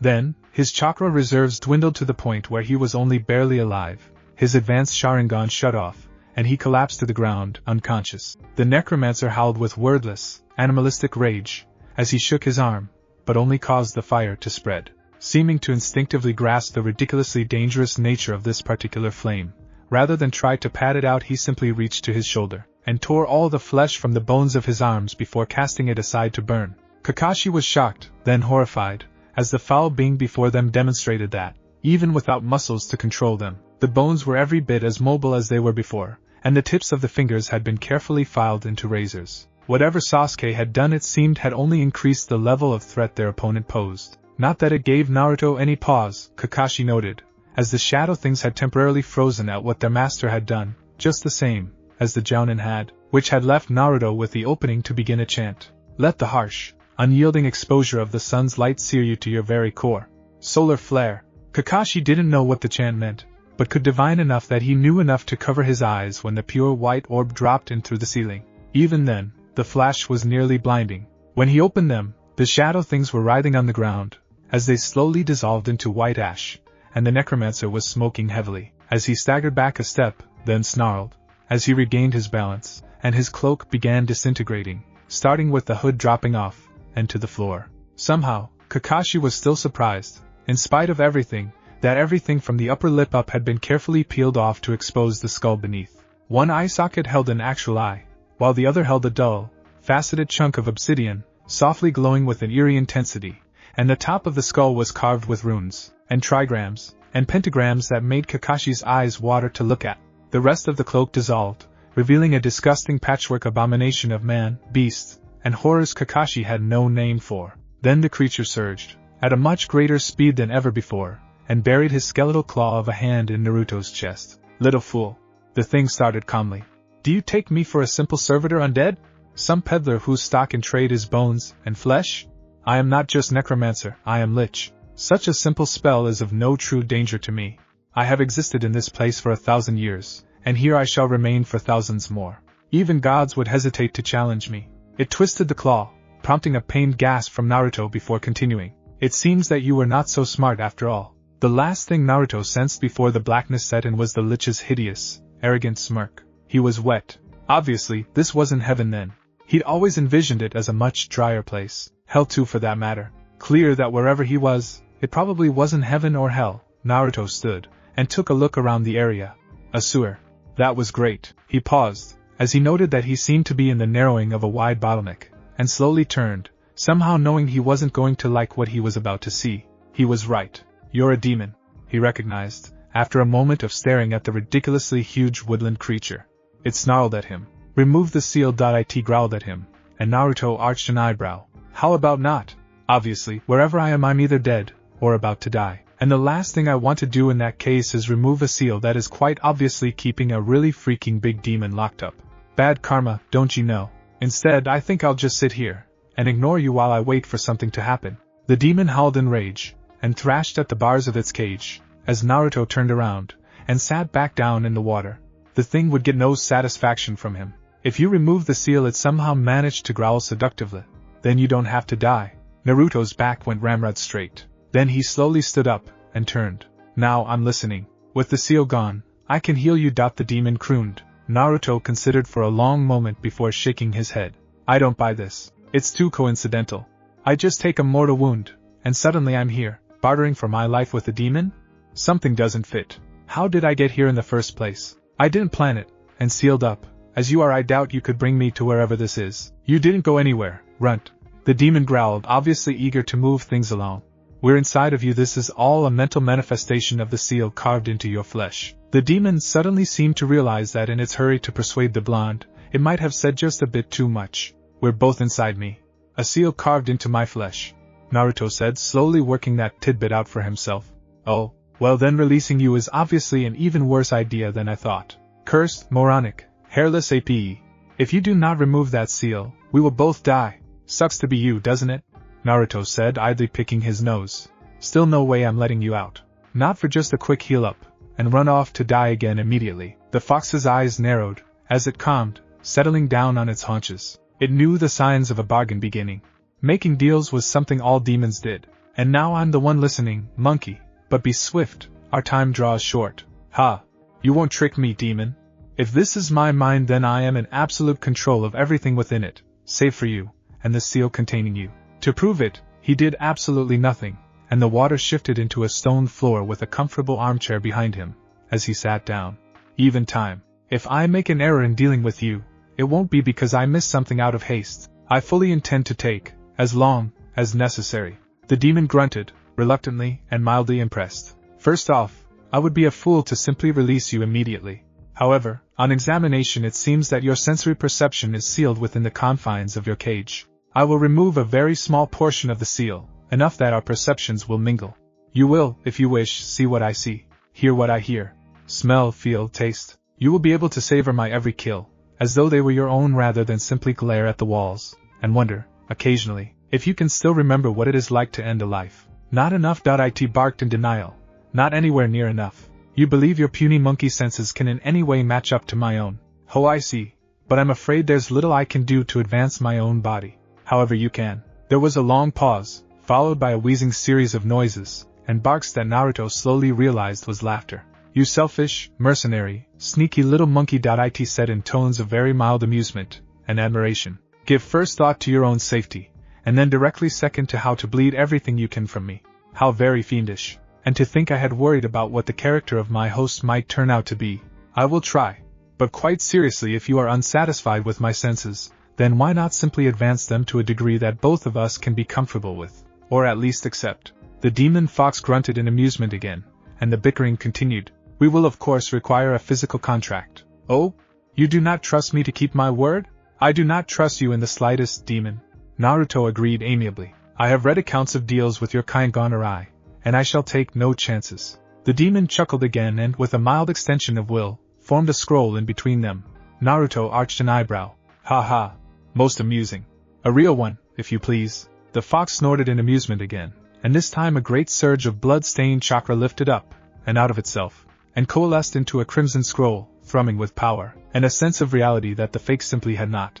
Naruto took, and opened it, then frowned. The text, as well, please. Kyubi seemed to shrug somehow, not at all surprised that the final, last-ditch attempt to sabotage their agreement had been caught, and the words on the scroll changed in a fiery glow.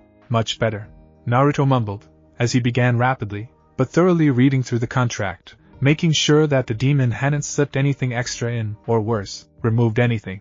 Party of the first part, host of the demon Kyubi, Naruto to remove enough of the containment seal for the party of the second part to attach to the senses of the party of the first part, and in turn, that the party of the second part enhanced to a degree not completely intolerable by either the parties of the first or second parts, that the party of the second force shall amplify the current healing rate of the party of the first part sevenfold, save for when the sacrifice of blood is required for the party of the second part, prepared at all times to immediately remove any harmful influence affecting the body of the part of the first part, be it in origin of poison, seals, magic, or any other party of the first part agrees to eat raw flesh of the party of the second part's selection, in so much as that selection is neither human or humanoid in origin, nor anything defined as likely to cause trouble with local authority for the party of the first part, and that the party of the second part be constrained by the terms of this contract, bound against causing deliberate harm to the party of the first part, or to those called ally by the party of the first part, and finally that the party of the second part shall, in no way, shape, or form attempt further damage to the constraining seal save through further agreement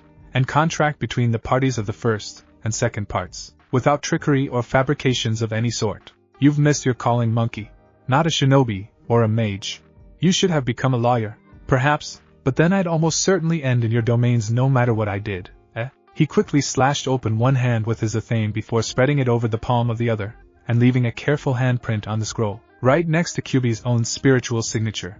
There was a short flash, and an urge to remove a bit of the seal shot to the forefront of his mind, confirming that the deal was now set in stone, and irrevocable. Go ahead, and tear half of that seal off now, the demon suggested, to which Naruto rolled his eyes, knowing that it had been coming. Instead, he slowly removed bit by minuscule bit from the bottom of the seal, and barely a tenth of it had gone before the compelling urge faded, and he stepped back, sending a dour glare the demon's way. It simply gave the appearance of shrugging, as if to say, had to try, didn't I? The mental world faded, which he took to mean that he was no longer on the brink of death, as wave after wave of crimson chakra flowed out of the demon's cell. Everything tingled. That wasn't the best way to describe it, but there was really no other word Naruto found, as he opened his eyes to sparks of red chakra flying around him, and reached up to feel the weight of an extra scroll tucked into his blood-stained cloak. The three remaining fighters hadn't noticed there was anything wrong yet, Zabuza and Kakashi because they were fighting as hard as they could to simply survive, and the necromancer because he was completely focused on killing them. They certainly noticed when those mere sparks became a surge, a wave, a torrent of chakra, grinding their battle to a halt, as it worked its way through him, painlessly tearing his body apart, and remaking it into something nearly the same as it was before. In the same way that an Uchiha, or a Hyuga, or an Inuzuka was nearly the same as some random civilian. In some degrees that was totally correct, while in others it was completely wrong. The smells were what hit him first. Rot, and death, and putrescence, magnified manyfold in a much more sensitive nose. Then the more subtle smells hit him in Kakashi's aftershave, which Zabuza had eaten for breakfast. Then came smells that he wasn't sure about at first, but quickly realized were chakra levels of the ninja fighters. That was interesting, and was followed by still subtler scents that he realized were emotion. It was utterly fascinating. He would have to record everything later somehow. In comparison, the other senses weren't nearly so dramatic, until it reached sight. It took Naruto a long moment before he realized that the glow suffusing most of the occupants of the room, though weakly in Haku, and completely missing in both Sakura and the liches, was their actual soul. Astonishing. Shaking the wonder off, he spoke. I must thank you, it seems, for in striking me down. Naruto paused, and coughed loudly, spewing up a large quantity of phlegm and blood. The demonic chakra retreated into his body, apparently mortified at his lapse of composure. In striking me down, he continued, you have only forced me to become more powerful than ever before, and opened up to me spells that I would never before have dared utter. Abomination. The lich whispered, apparently struck near dumb. Abomination trafficking with the powers of hell itself. Do you fear hell, lich? Naruto wondered aloud. How curious, when you do not fear even the wrath of gods. Abomination. The lich snarled again, removing its focus from the ninja entirely, who made good on the opportunity to catch their breath. Know that you cannot destroy me, so long as your soul remains bound to an object remaining in the world. Yes, I have read extensively, you know. The problem for you, Naruto leered. Now I can see where you've hidden it. Naruto darted to the corner, dodging the frantic spell the lich was able to get off, and wrenched the sconce out of the wall, quickly removing the object from the hole behind it. The gem set in your skull is a distraction, he gloated to the lich, suddenly paralyzed with terror. Your soul is actually bound to this. Just an ordinary, fragile glass bauble. He smirked, and the lich dropped all pretenses, and dropped to his knees to incoherently beg for the return of his soul. You fear hell because you know, without a shadow of a doubt, that it will be your final destination. So I hold no pity or remorse, no regret for this. He dashed the bauble to the ground, and the lich howled in agony, as he dissolved to the dust that is all that remains when even bones have given in to the weathering of time. Naruto ignored the mess, as he trudged over to the altars, and sighed down at Sakura's remains. This wasn't right. Much as he would simply mourn her passing, and move on any regular mission, this whole debacle had secretly been his idea, and so in the end it was his fault that she was dead, and Haku was dying. That was not an outcome that he was willing to accept or own up to. So he would have to change it to fix things. The fox seemed to realize what he was about to do, and howled a wordless protest, as Naruto spoke a single word of power, one that he'd memorized not recently, but not too long ago, but never thought he would have needed to use. Had honestly hoped he would never have to use it. The entire room filled with a blinding white light, and in the peak of its intensity there was a sharp, sudden rasping gasp. Then it faded, and Naruto lowered his hands, and slowly collapsed to the side. Then Haku sat up, carefully feeling himself for the wounds that were no longer there, and confirming that all his extremities were attached again, as well. And then Sakura rose, more slowly, and obviously confused. She tentatively did the same. There was no longer so much as a scratch on either of them. Zabuza moved, carefully moving the limp Naruto to a sitting position against one of the blood-stained altars, as Kakashi did the same for Sasuke, then turned to his other student, but it was Sakura who'd answered the question in their minds. What happened? She whispered dully. In response, Naruto looked up, pale hair falling away from a face that they all realized with a flinch was suddenly lined and worn with age. Am I that hideous? He rasped dryly. Don't turn away. This will be your only chance to see me in such a decrepit state. Naruto, Kakashi whispered. What did you do? Naruto grinned wryly. You would call it a forbidden technique. It was a spell to grant a wish, but it exacts a heavy toll. I will soon regain most of my youth, but not all, and I will never reach the age you see me, as now. Why did Sakura whisper? Naruto, how much? She didn't appear capable of finishing the question, so Naruto hesitated a moment before answering. I am now a year older than I should be. That year was payment simply for casting the spell, and would have been taken even had I not wished for anything, from the end of my lifespan. He hesitated again before continuing. For the healing of one who was mortally wounded for 10 years, he grudgingly admitted, prompting a horrified gasp from Haku.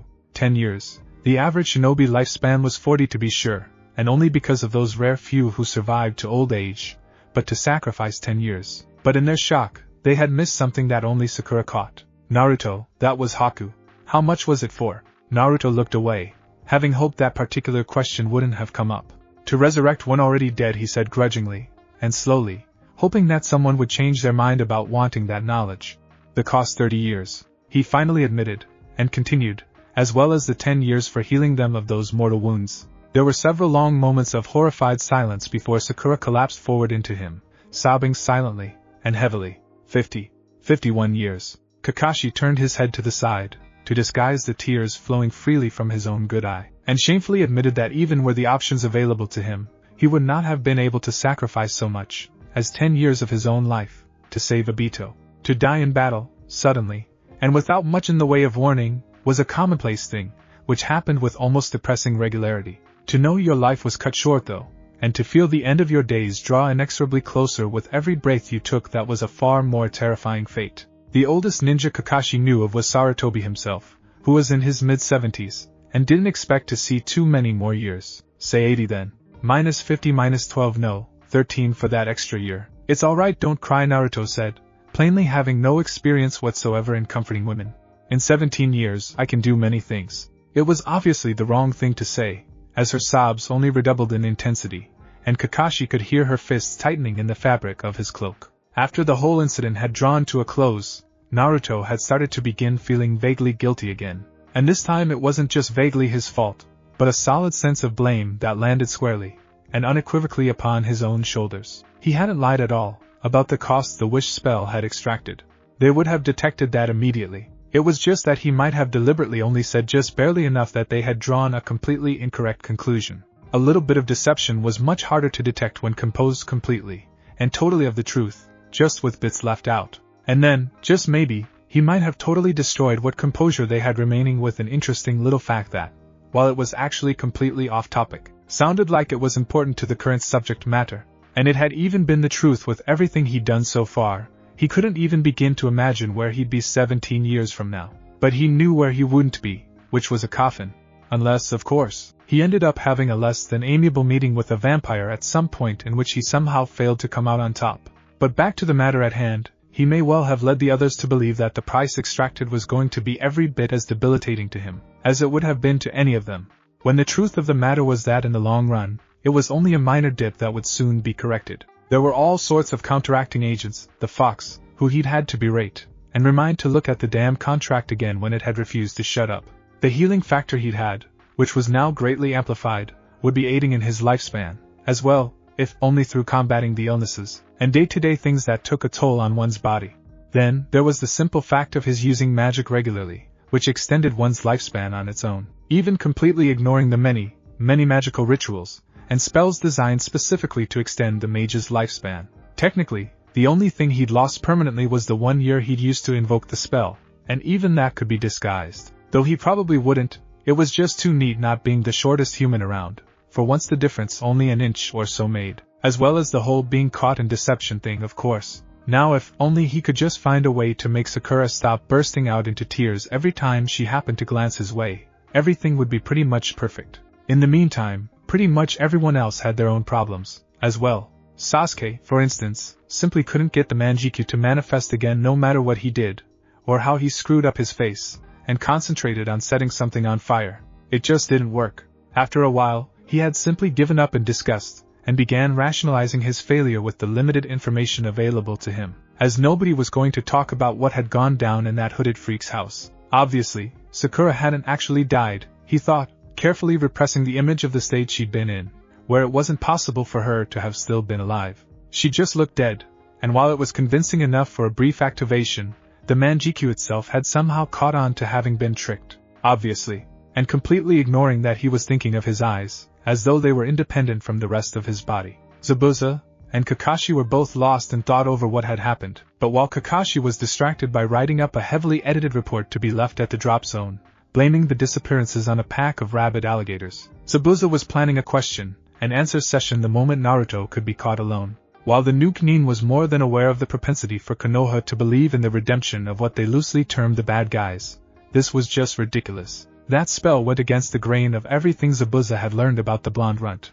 and so there had to be something she was missing. Haku wasn't nearly as complicated in his reaction to the situation. He was the sort of person that easily fell into obsessions, but the simple fact remained that Zabuza-sama no longer had the correct bits for that sort of thing. Fortunately enough, Naruto-kun had done something more or less equal to when Zabuza had taken him in, so while the loyalty to Zabuza-sama remained, the obsession had found a new target in Naruto-dano. Like chilly ice, Haku's face never once revealed how he had begun mentally undressing the sorcerer of the group, and Sakura was going through all sorts of emotional turmoil, which was compounded by other matters. She had begun to consider the fact that she might not be entirely sane any longer. She had begun seeing things. It had begun in that horrible place that the hooded monstrosity had brought them to, when she had woken up. At first, it had just been tiny specks of light floating here and there, that she had ridden off, as her eyes playing tricks on her, or the aftereffects of some sort of. Then those tiny sparks had slowly magnified, and drawn together, very slowly forming into vague, humanoid outlines, drifting slowly in place. Then they had left, and it wasn't until the next time she'd seen one of those awful manifestations that she'd realized how thankful she was that they had. It had been an hour down the road towards the drop zone, and they had passed a slowly decaying body in a ditch. None of the others had paid it much mind, except for perhaps a brief show of respect for the dead, but Sakura had fallen out of step. There, hovering above the body, and staring down mournfully at it, had been the translucent figure of a young girl, still bearing the wounds inflicted upon her, and the slit throat that had led to her death, staining her torso a sort of gray color that Sakura had no difficulty imagining to be red.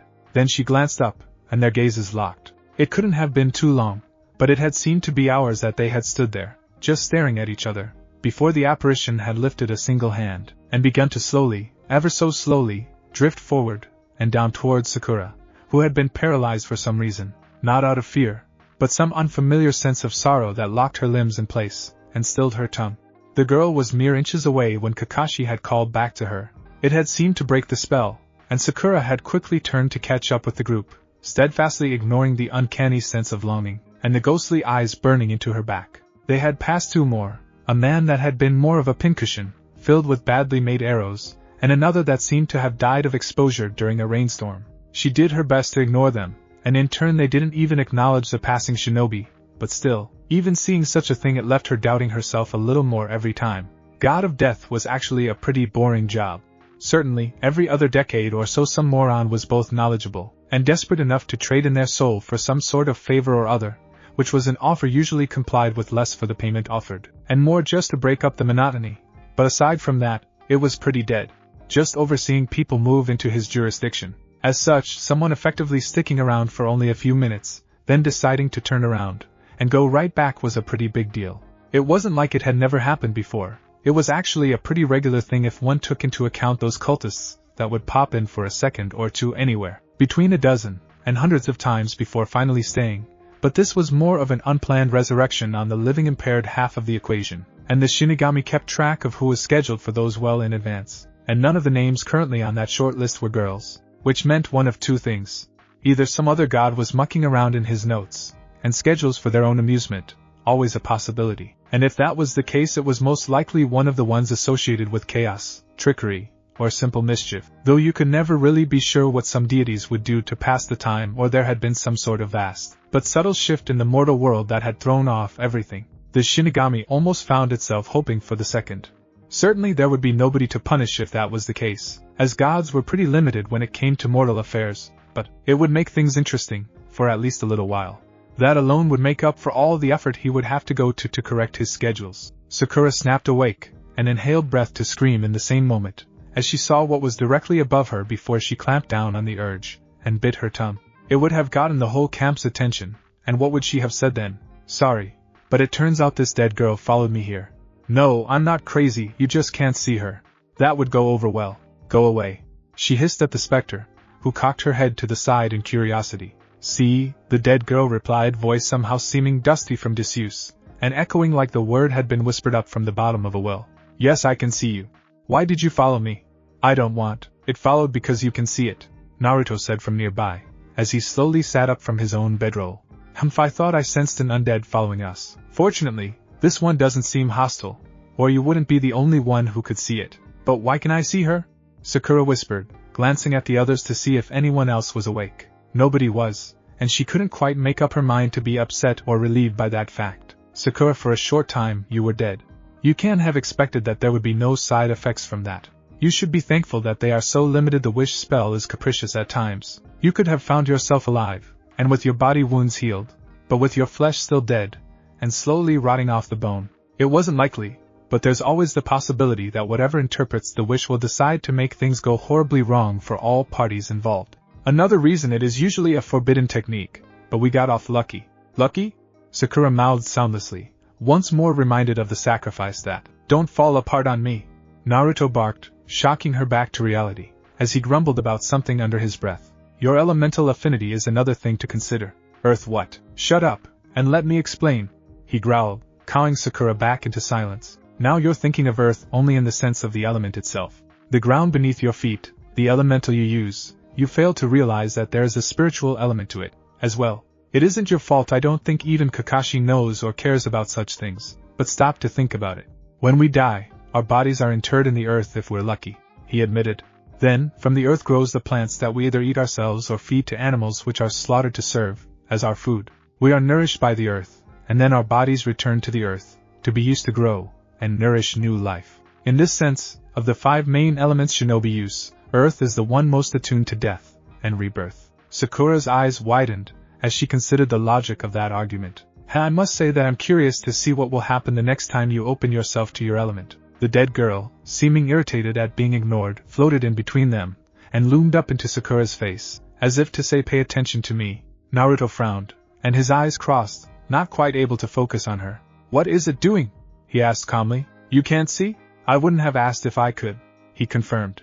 I can tell that something is there, yes, and if I focus enough, I can even begin to see a slight blur, but unless she chooses to reveal herself to full view, that's all I'm going to get. The conversation didn't progress much from there, and soon Naruto simply went to sleep, leaving Sakura to deal with the persistent revenant, as she would. Eventually she drifted off, as well, not comfortable with the dead girl's presence, but more than aware that there was nothing she could really do about it at this point. She was still there at daybreak, and floated slowly around Sakura, as they packed up and left, falling quickly behind them.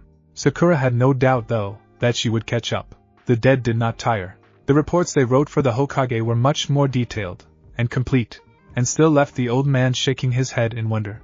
In spite of everything, it seemed that Naruto had inherited that infamous sense of self-sacrifice that had led his father to. He sighed, and flipped through the reports. Naruto seemed to put a great deal of effort into most of his persona. It was difficult to tell at this point how much was really him, and how much of his personality was affected. One thing that was for sure was that at the very least, the boy seemed to feel that people knowing that he had done a good deed was something to be ashamed of. Or perhaps it was just them knowing the size of that deed. Either way, he could easily imagine the blonde genin running off from his team to mourn his loss in silence. This deserved the good stuff, Sarutobi decided, as he removed his official hat and fished around for the flask hidden inside. And to top everything off, the Chunin exam will be happening soon. There's something different about you, boss. Did you get a haircut? Ha ha ha. Naruto drolly replied, shrugging off the query. Did you keep an eye on that like I told you, Kazumi? Sure. Keep an eye on it. Put out the fire when it turns blue, no problem. Though I do think it's a little demeaning that you left me behind to deal with a batch of mana potion. It was supposed to have been a simple enough trip that I would have a chance to pick some things up while we were in the mire. Instead, zombies. Ouch. Believe me, once we ran into the necromancer living there, I had very much begun to regret my decision to leave you. Zabuza finally realized that neither Naruto nor his family were going to acknowledge her presence, and slammed a fist down onto the table. Much as I hate to interrupt, she growled, cut off, as Naruto raised her hand. Don't worry. I may have withheld some of the truth. I won't be dying before I've figured out how to fix you. Naruto paused, then shrugged. Of course, you might have died by then, so I'm not sure how much good information you have. Zabuza growled in disgust, and left, leaving Naruto to carefully ladle the blue liquid into vials on his own, with Kazumi nattering on about how bored she had been, and periodically trying to guess what was different about him, each one getting more outlandish, and further from the truth, as time went on. When she finally began wondering aloud if it was perhaps that he'd lost his virginity, and then compounded it by trying to decide who the most likely other person involved had been, he finally lost it, and stalked calmly out of the room before he did something that he wouldn't at all regret until Son showed up.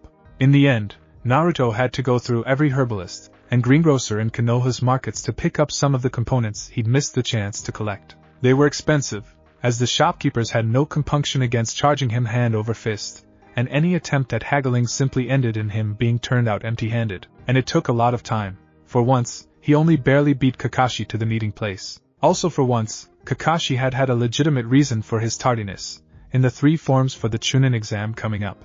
Then, of course, the man had disappeared with barely any explanation, only an if you want to compete, fill it out, and show up. Typical. Naruto sighed, and began digging for a pen, as he wandered through the village, then paused, as he heard a soft thump of someone running into someone. Then the soft growl of someone complaining that it had hurt, followed by a smacking noise. He quietly investigated, and arrived at the scene just in time to see some guy in black pajamas and makeup smack a little kid in the face a second time, if he hadn't heard wrong. His lip twisted in disgust, the paper secreted in his cloak entirely forgotten. Oh my, someone's certainly a big, bad boy, he drew sarcastically.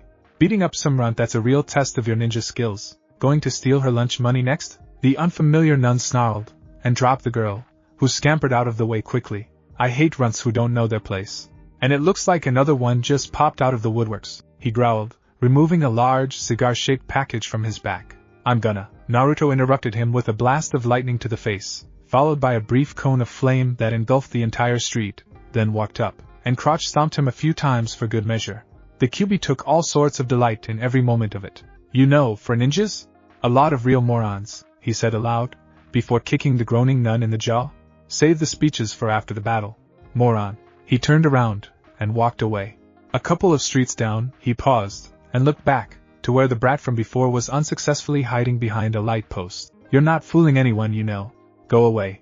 I don't have time to babysit you. The girl stepped out from her hiding place, frowning, and Naruto finally got a glimpse of milky white eyes. I could have dealt with him. I didn't need her help, the Hyuga brat stated authoritatively. Naruto snorted, and started walking away again. Whatever. I'm not thanking you. Sure, fine, now go away, runt. I've got more important things to deal with. A vein popped out on the girl's head. I'm not done talking to you. I'm not interested in whatever you have to say. Why you dash? Naruto cut the conversation short by teleporting to the top of a building, and continuing to walk away, forgetting for the moment how the Byakugan worked. It was only a minute later that a panting runt had caught up to him. I didn't know they taught tree walking in the academy now. Private family training, we focus on control, and that isn't important. She interrupted herself. But seriously, Naruto continued. You're a persistent brat. I am the main house Hyuga of the head family. You will stop calling me names at once, she said, returning to her attempts to use authority. Annoying too.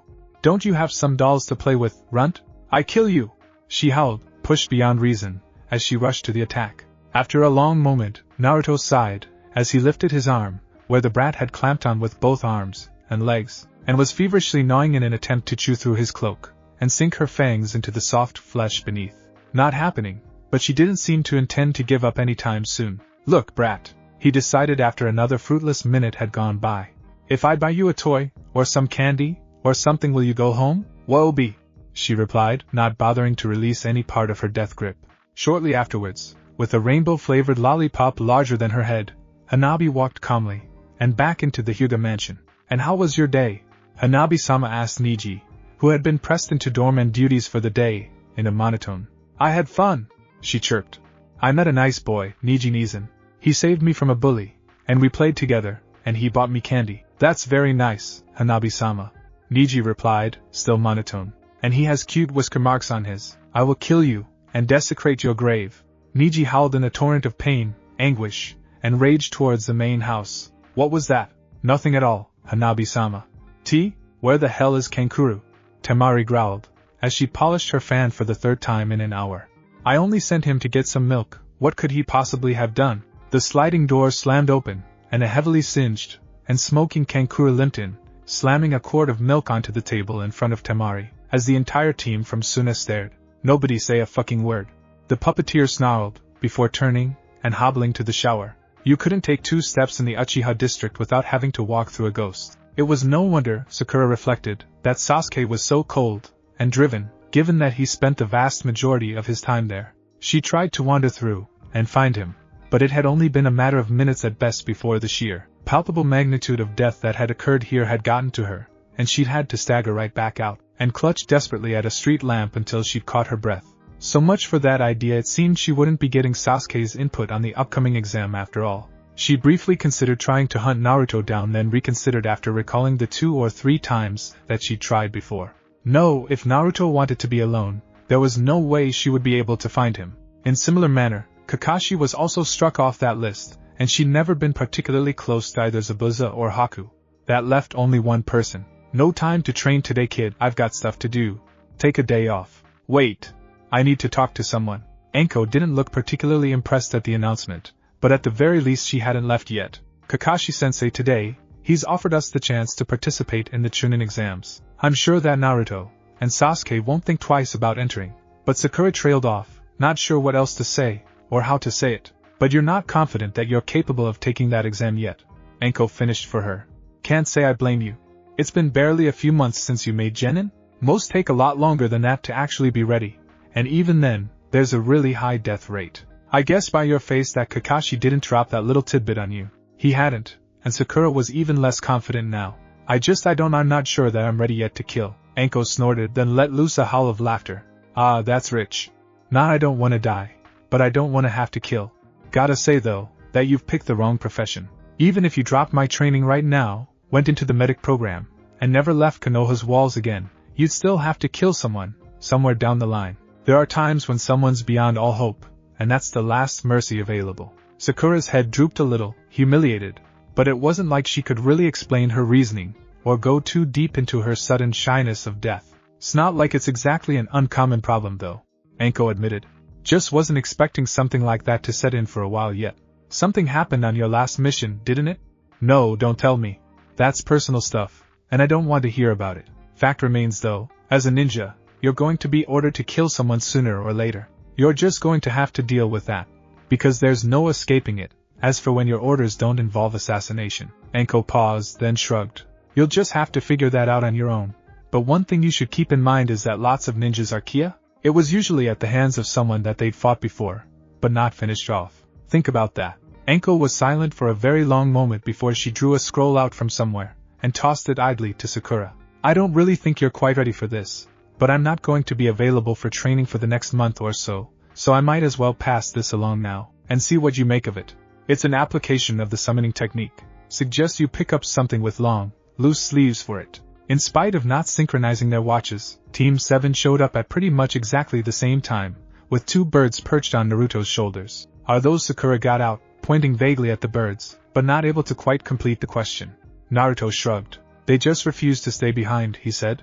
So this was obviously the best solution for everyone. The raven seemed to disagree with that conclusion, cawing, and beating its wings rapidly before settling down, and turning away in disgust. The smaller sparrow simply considered for several moments before pecking repeatedly, and incessantly at Naruto's ear, until he flipped the hood of his cloak up to make it stop. Sasuke hesitated with the snide remark he'd had ready at just how different his teammates suddenly looked, then shook it off, and turned inside instead, mumbling something vaguely about not taking the blame if he got caught sneaking them in. There was a subtle tugging of trying to set in, as they reached the second floor, and Sasuke hesitated again, trying to decide whether or not to show off a little by humbling whoever had set it up, and then the moment passed, with Sakura and Naruto not even pausing, as they continued up the stairs to the third floor, and he had to move slightly faster than normal to keep his place. Kakashi was waiting for them, and nodded at the trio before stepping away from the door, and flickering away, not giving the birds a second glance. Somehow, Sasuke knew without even turning around that Naruto was either smirking, or mouthing "told you so" at his back. Team 7 was actually a little early, and one of the first groups into the room. Seemingly like a lot of people were being held up, Sasuke snorted, recalling that thing on the second floor, as he suddenly realized its purpose. No matter if they were dumb enough to be drawn away by such a simple trick, then they didn't deserve to be here. Naruto was disgusted with the first exam. A paper test, seriously. And the questions hadn't even been terribly difficult. Oh yes, that last bit had been a twisty catch, and people had been sent out in droves because of it, but he was still pretty disappointed in the whole thing. In comparison, the second exam was shaping up to be pretty good. 5 days? A portly kid that Naruto vaguely recognized from the academy cried in shock. What are we supposed to do about food? Not my problem, kid. Try to pick out plants that aren't poisonous. Find something that you can eat before it tries to eat you. Help barbecue one of the other contestants, for all I care. We had you sign those disclaimers of responsibility for a reason. Not many of the assembled genin took that pronouncement calmly, and it didn't exactly help that the Akimichi Naruto still couldn't for the life of him recall anything. But his family name had apparently taken the female proctor completely seriously, and was now eyeing up the other genin with the air of a butcher who'd walked into a chicken coop. The 2 or 3 others who were making equally unsubtle appraisals, including Naruto himself, didn't help much either. In any case, like I said, you start off with one scroll either marked heaven or earth. You get 5 days to make it to the tower in the middle of this training ground with 2 scrolls both heaven and earth. Go over the time limit, you fail. Don't get the second scroll, you fail. One of your teammates dies, you fail. And the contents of the scrolls are a secret. Open them before you make it to the tower, and guess what? You fail. Is that simple enough for you? There was a vague sort of grumbling of assent from the gathered hopefuls, and the time seemed to stretch out into a sense of interminable boredom for Naruto, as his attention wandered further and further away, then snapped back into focus, as he found himself waiting outside one of the many gates into the patch of hugely overgrown forest that made up the training ground. Haku Sparrow had made his way inside the hood, and decided to take a nap at some point, while Zabuza the Raven had started a staring contest with the amused Chunin guarding the gate, and toying with a stopwatch. Then that proctor opened the gate, and his teammates were off in a flash, leaving him behind, as he sauntered slowly in, rather than put too much effort into this right at the very beginning. Naturally, Sasuke was less than pleased with having to stop, and wait for the mage to catch up, and he had no compunctions about soundly berating him for it, albeit in a lowered volume. Naruto just took it for a minute before responding. "Do you know how to track people then?" Sasuke started to reply, then stopped, realizing that was, in fact, not one of the skills that he was well practiced in. Sakura freely admitted the same, but hesitantly pointed out that maybe a snake could help. "Right, as such, there was really no point to either of you running off ahead of me.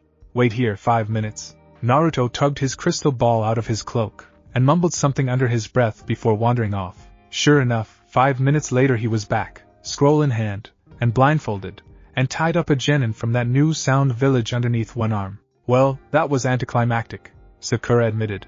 What's with her? Seems her team split up to hunt for scrolls. Pretty dumb. I think she meant why did you take her too? Sasuke countered. Oh, that. Hostage. Bartering chip. Meat shield. Emergency food supply. Pick a reason. The genin whimpered softly, fumbling just a little more frantically with the little blade she was slowly working out of her sleeve. Naruto absently plucked it away from her, and tossed it in a random direction. Well, you can just let her go outside the tower then. If we don't have to hunt for other teams, and just run flat out, we'll be there in 15 minutes, Sasuke guessed. It was an accurate guess. Orochimaru, who had known that there was no noted tracker on Team 7, would be most disappointed when he finally realized that they had struck it lucky, or rather, won the grand prize of a lottery, in finding a scroll, and getting to the tower before he picked up their trail, and fast enough to miss all the genin that were huddling near their gates, and making plans to set up traps, and ambushes, or circling the outside of the forest to find those planmakers. Ironically enough, it merely cemented his desire to claim the last Uchiha of Konoha for himself. Well, that test was a dud, Sasuke decided aloud. What now? Open the scrolls, Naruto suggested. But, look at Sakura, I could make my case here with a variety of logical points, and convince you that I'm right, but, really, I've been having a very disappointing day, and just don't feel like it. Just open the scrolls. Sasuke did, and Kakashi appeared in a puff of smoke, entirely naked save for his mask and forehead protector, hair heavily shampooed, wet, and singing softly to himself. It took him several long, awkward moments to realize he was no longer in his shower, and even then only because Sakura had begun taking pictures, having a heavy sense of blackmail opportunism instilled into her by Anko. Kakashi stared at them for a long moment, then withdrew a watch from somewhere, and stared at it before looking up again, completely ignoring the flashes from Sakura's cheap ninja spy pen camera. That was unduly expedient of you, he stated flatly. It's not even been Naruto. He cut himself off. What? Who's the girl, Naruto? He asked dryly, and the hooded mage straightened up, subtly jerking the rope tied around her neck in a quick and dirty facsimile of a collar and leash. Prisoner of war, sir. Intend to thoroughly interrogate her, as to the strengths and weaknesses of her village, keep her confined until her team forfeits this stage or runs out of time, and fails, then either auction her off to the highest bidder, keep her, as a pet, or simply execute her on the spot. I haven't decided yet. Ah well, good for you. One moment. Didn't I tell you to get rid of her outside the tower? Sasuke hissed irately. Hey, you aren't the boss. Kakashi wandered out of the room through an interior door, then wandered back in a minute later with a towel wrapped around his hips, and a book in hand, which he was rapidly flipping through. After a minute he finished, and set it to the side. Well, I think nothing like this has ever happened before. On the other hand, and probably closely related to that fact, there are no actual rules against it, as such, so carry on, I guess. The bound, and still blindfolded Kunoichi whimpered again, severely intimidated. She didn't know who had captured her, as it had happened so suddenly, and quickly. She didn't know what village they belonged to, and so she had no idea what to expect. That was, frankly, terrifying. Standard Otonin protocol in this sort of situation was to quietly go along with whatever happened, but take the earliest opportunity to either escape or kill yourself. Escape sounded good, but given how thoroughly she'd been disarmed, and the fact that she'd specialized to the point that without her bells, she was pretty much a pushover, it wasn't looking likely. At this point, best bet was to wait for a chance to hang herself on the bit of rope around her neck. You should know, though, that a POW of your very own is a really big responsibility though, Naruto. You have to keep it clean, and feed it at least once or twice a week, and you have to keep a close eye on it so it doesn't die before you want it to. Oh, and you know, if its village leader contacts us about this, we'll probably need to discuss things with Hokage-sama. But given that there was always a chance of immediate death, or worse in these exams to begin with, whoever it is probably won't put up much of a fuss. Her hopes twisted, and died at the rapid dehumanization, as her captor immediately loosened the noose from her neck, and looped it around the bits of thick wire holding her arms tied behind her back instead. Thanks, Sensei. Right. Now, I was supposed to give you this whole big speech about the purpose of this test, tying it into the scrolls, and the poem on the wall. But to be perfectly honest, I can't be bothered right this second. I'll send you a memo later, if you really want it. Meanwhile, let's get you kids a set of rooms. You'll be spending the better part of a week here. Sasuke grunted softly, and left the room only a moment behind Kakashi, the others trailing slightly behind, as Naruto jerked his captive to her feet. This really isn't right, Naruto, Sakura said, troubled. Taking someone prisoner, just because you can, and nobody will stop you. What if she has a family in Music Note Village? Or what if, I think I have to change her clothes. These do nothing for her. Do you have anything frilly, with ribbons and lace, Sakura?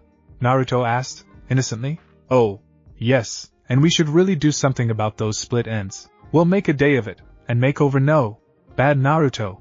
Stop tempting me. Ah, come on, Sakura. It'll be fun. For us. He hastily qualified. The raven on his shoulder made a noise very much like a choke snort, but distorted by having to travel through avian vocal cords, and a beak. For her part, the captured kunoichi's worries had suddenly shifted to indignation, and a sudden uncertainty about her chosen apparel. Kakashi had disappeared after marking a Konoha symbol with a superimposed 7 into the door plaque, to go finish his shower, or possibly to just shut it off so as to keep his water bills down. Kazumi was just glad that they were inside a building, and so safe, relatively. In the 15-ish minutes it had taken them to get here, the concealed familiar had nearly been eaten 3 times, first by large, hideous slug-like things that had actually turned out to be leeches, then by a snake, as she paused to rest from the exertion dodging the falling leeches had brought. The 3rd time had been a ridiculously huge centipede that had been remarkably silent, and sudden in both its arrival and attack. That one had come the closest, its mandibles closing around her with scarcely a hair's breadth between them, and her fragile skin before she drained her reserves and hurling a blast of pure magic down its throat, not having the time to shape it into any form of spell. It hadn't been immediately killed by the attack, surprisingly, but it most certainly hadn't been happy, as it lurched wildly about, and thrashed in agony on the ground, as she made her getaway. Either the thing wouldn't last the night, or it would mutate into something even more horrible than it already was, and either way Kazumi wanted no more part of that forest. On the other scale of things, Zabuza was only becoming mildly grumpy about the new form overlaid on top of the other new form, but understood that Naruto couldn't just use this spell to fix that previous transformation.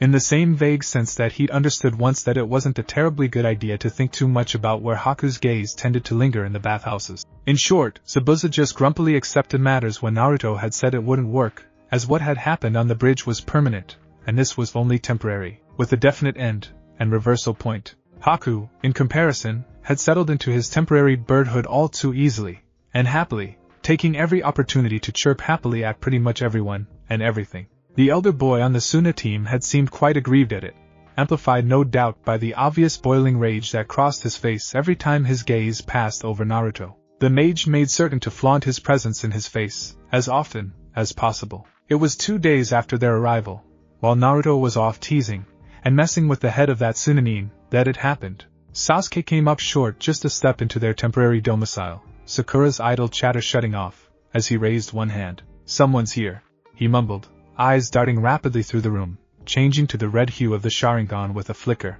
Sakura's hand dropped into her pouch, fondling the shuriken inside, and not even hesitating to question if he might be sensing the girl chained to a pattern of boards that had been hastily nailed into a wall. By this point, she had really begun to see her as less of a person, and more of a slightly distasteful decoration anyway. Where? She hissed back to him, only to be interrupted, as their intruder revealed themselves. Hello, Sasuke-kun. He hissed softly, ignoring Sakura altogether, as completely inconsequential. It burned like a fiery coal in the eye, but she bore the disregard, as she edged slowly to the side, both giving Sasuke room to maneuver, and setting up for an attack of her own. I don't know who you are, but you shouldn't be here, Sasuke stated coldly. This room is currently off limits to all, but Team 7 and our guests. He tacked on, not finding a better way to describe the bound kunoichi quite in time to save all of his dignity. Kukuku. Perhaps I am a guest? How do you know your teammate hasn't? Sinai. Sakura snarled, thrusting a hand forward, as she summoned a fairly common, but poisonous snake, which launched itself automatically. Had it been any other attack, the disguised Sannin would have avoided it entirely, and without any real effort on his part whatsoever. However, the shock, and sheer burning gall at having some mere, random slip of a girl use his own technique against him, no matter how ineffectively, left him stock still. Just for a moment, just the span of an eye blink at most, but long enough for the attack to hit home. It was only a moment after that Sakura realized that something was wrong, as the intruder had been bitten in the jugular, but hadn't yet dropped to the floor, and began spasming in agony. Then the snake dispelled itself, just before an aura of murderous intent filled the room. So, little Anko-chan has found an apprentice of her very own. How lovely, he snarled, each syllable feeling like knives digging into the flesh of everyone else in the room. Commendable effort, brat. Now let me show you how it's done. Senai Jashu. When he unleashed the technique, it put Sakura's pale imitation to shame. Over a dozen serpents, each as thick around as a beefy man's wrist, and each twice as deadly as the one she had summoned, shot forward, impaling her with venomous fangs, and slamming her against the wall with momentum alone. She hacked once, violently, spewing a large mouthful of blood before they retracted, and dispersed, leaving her to slump to the floor, quivering, breath steadily slowing, and eyes rapidly glazing over. Kukukuku. Without immediate medical attention she won't last another minute. What will you do now, Sasuke-kun? Orochimaru turned, to see that Sasuke had dropped to one knee, and was clutching at his forehead and scalp with enough force that rivulets of blood had begun to trickle down. Then his gaze snapped up, spinning pinwheels morphing into a. Orochimaru got a body flicker off just in time to see the wall that had been directly behind him erupt into a gout of black flames. Then Sasuke's remaining knee gave out, leaving him supporting himself by his hands alone, panting, and sweating heavily from the exertion. So disappointing, Sasuke. And yet, so interesting, as well, they said, as Sasuke's eyes morphed back into pinwheels, and then to his normal pools of black, not having enough chakra remaining to sustain even that level. Kukuku. It was Sasuke's anguished scream, a moment later, that drew a nearby test proctor to investigate, and by that time Orochimaru had already left, leaving behind his token to the Uchiha, Sakura, whose breathing came to a complete stop just a moment after the door opened, and the pawn that had so completely failed his plans. The end. Thanks for watching my video, and make sure to check out the author of this fanfic. Link is in the description. See you next time. Till then, sayonara.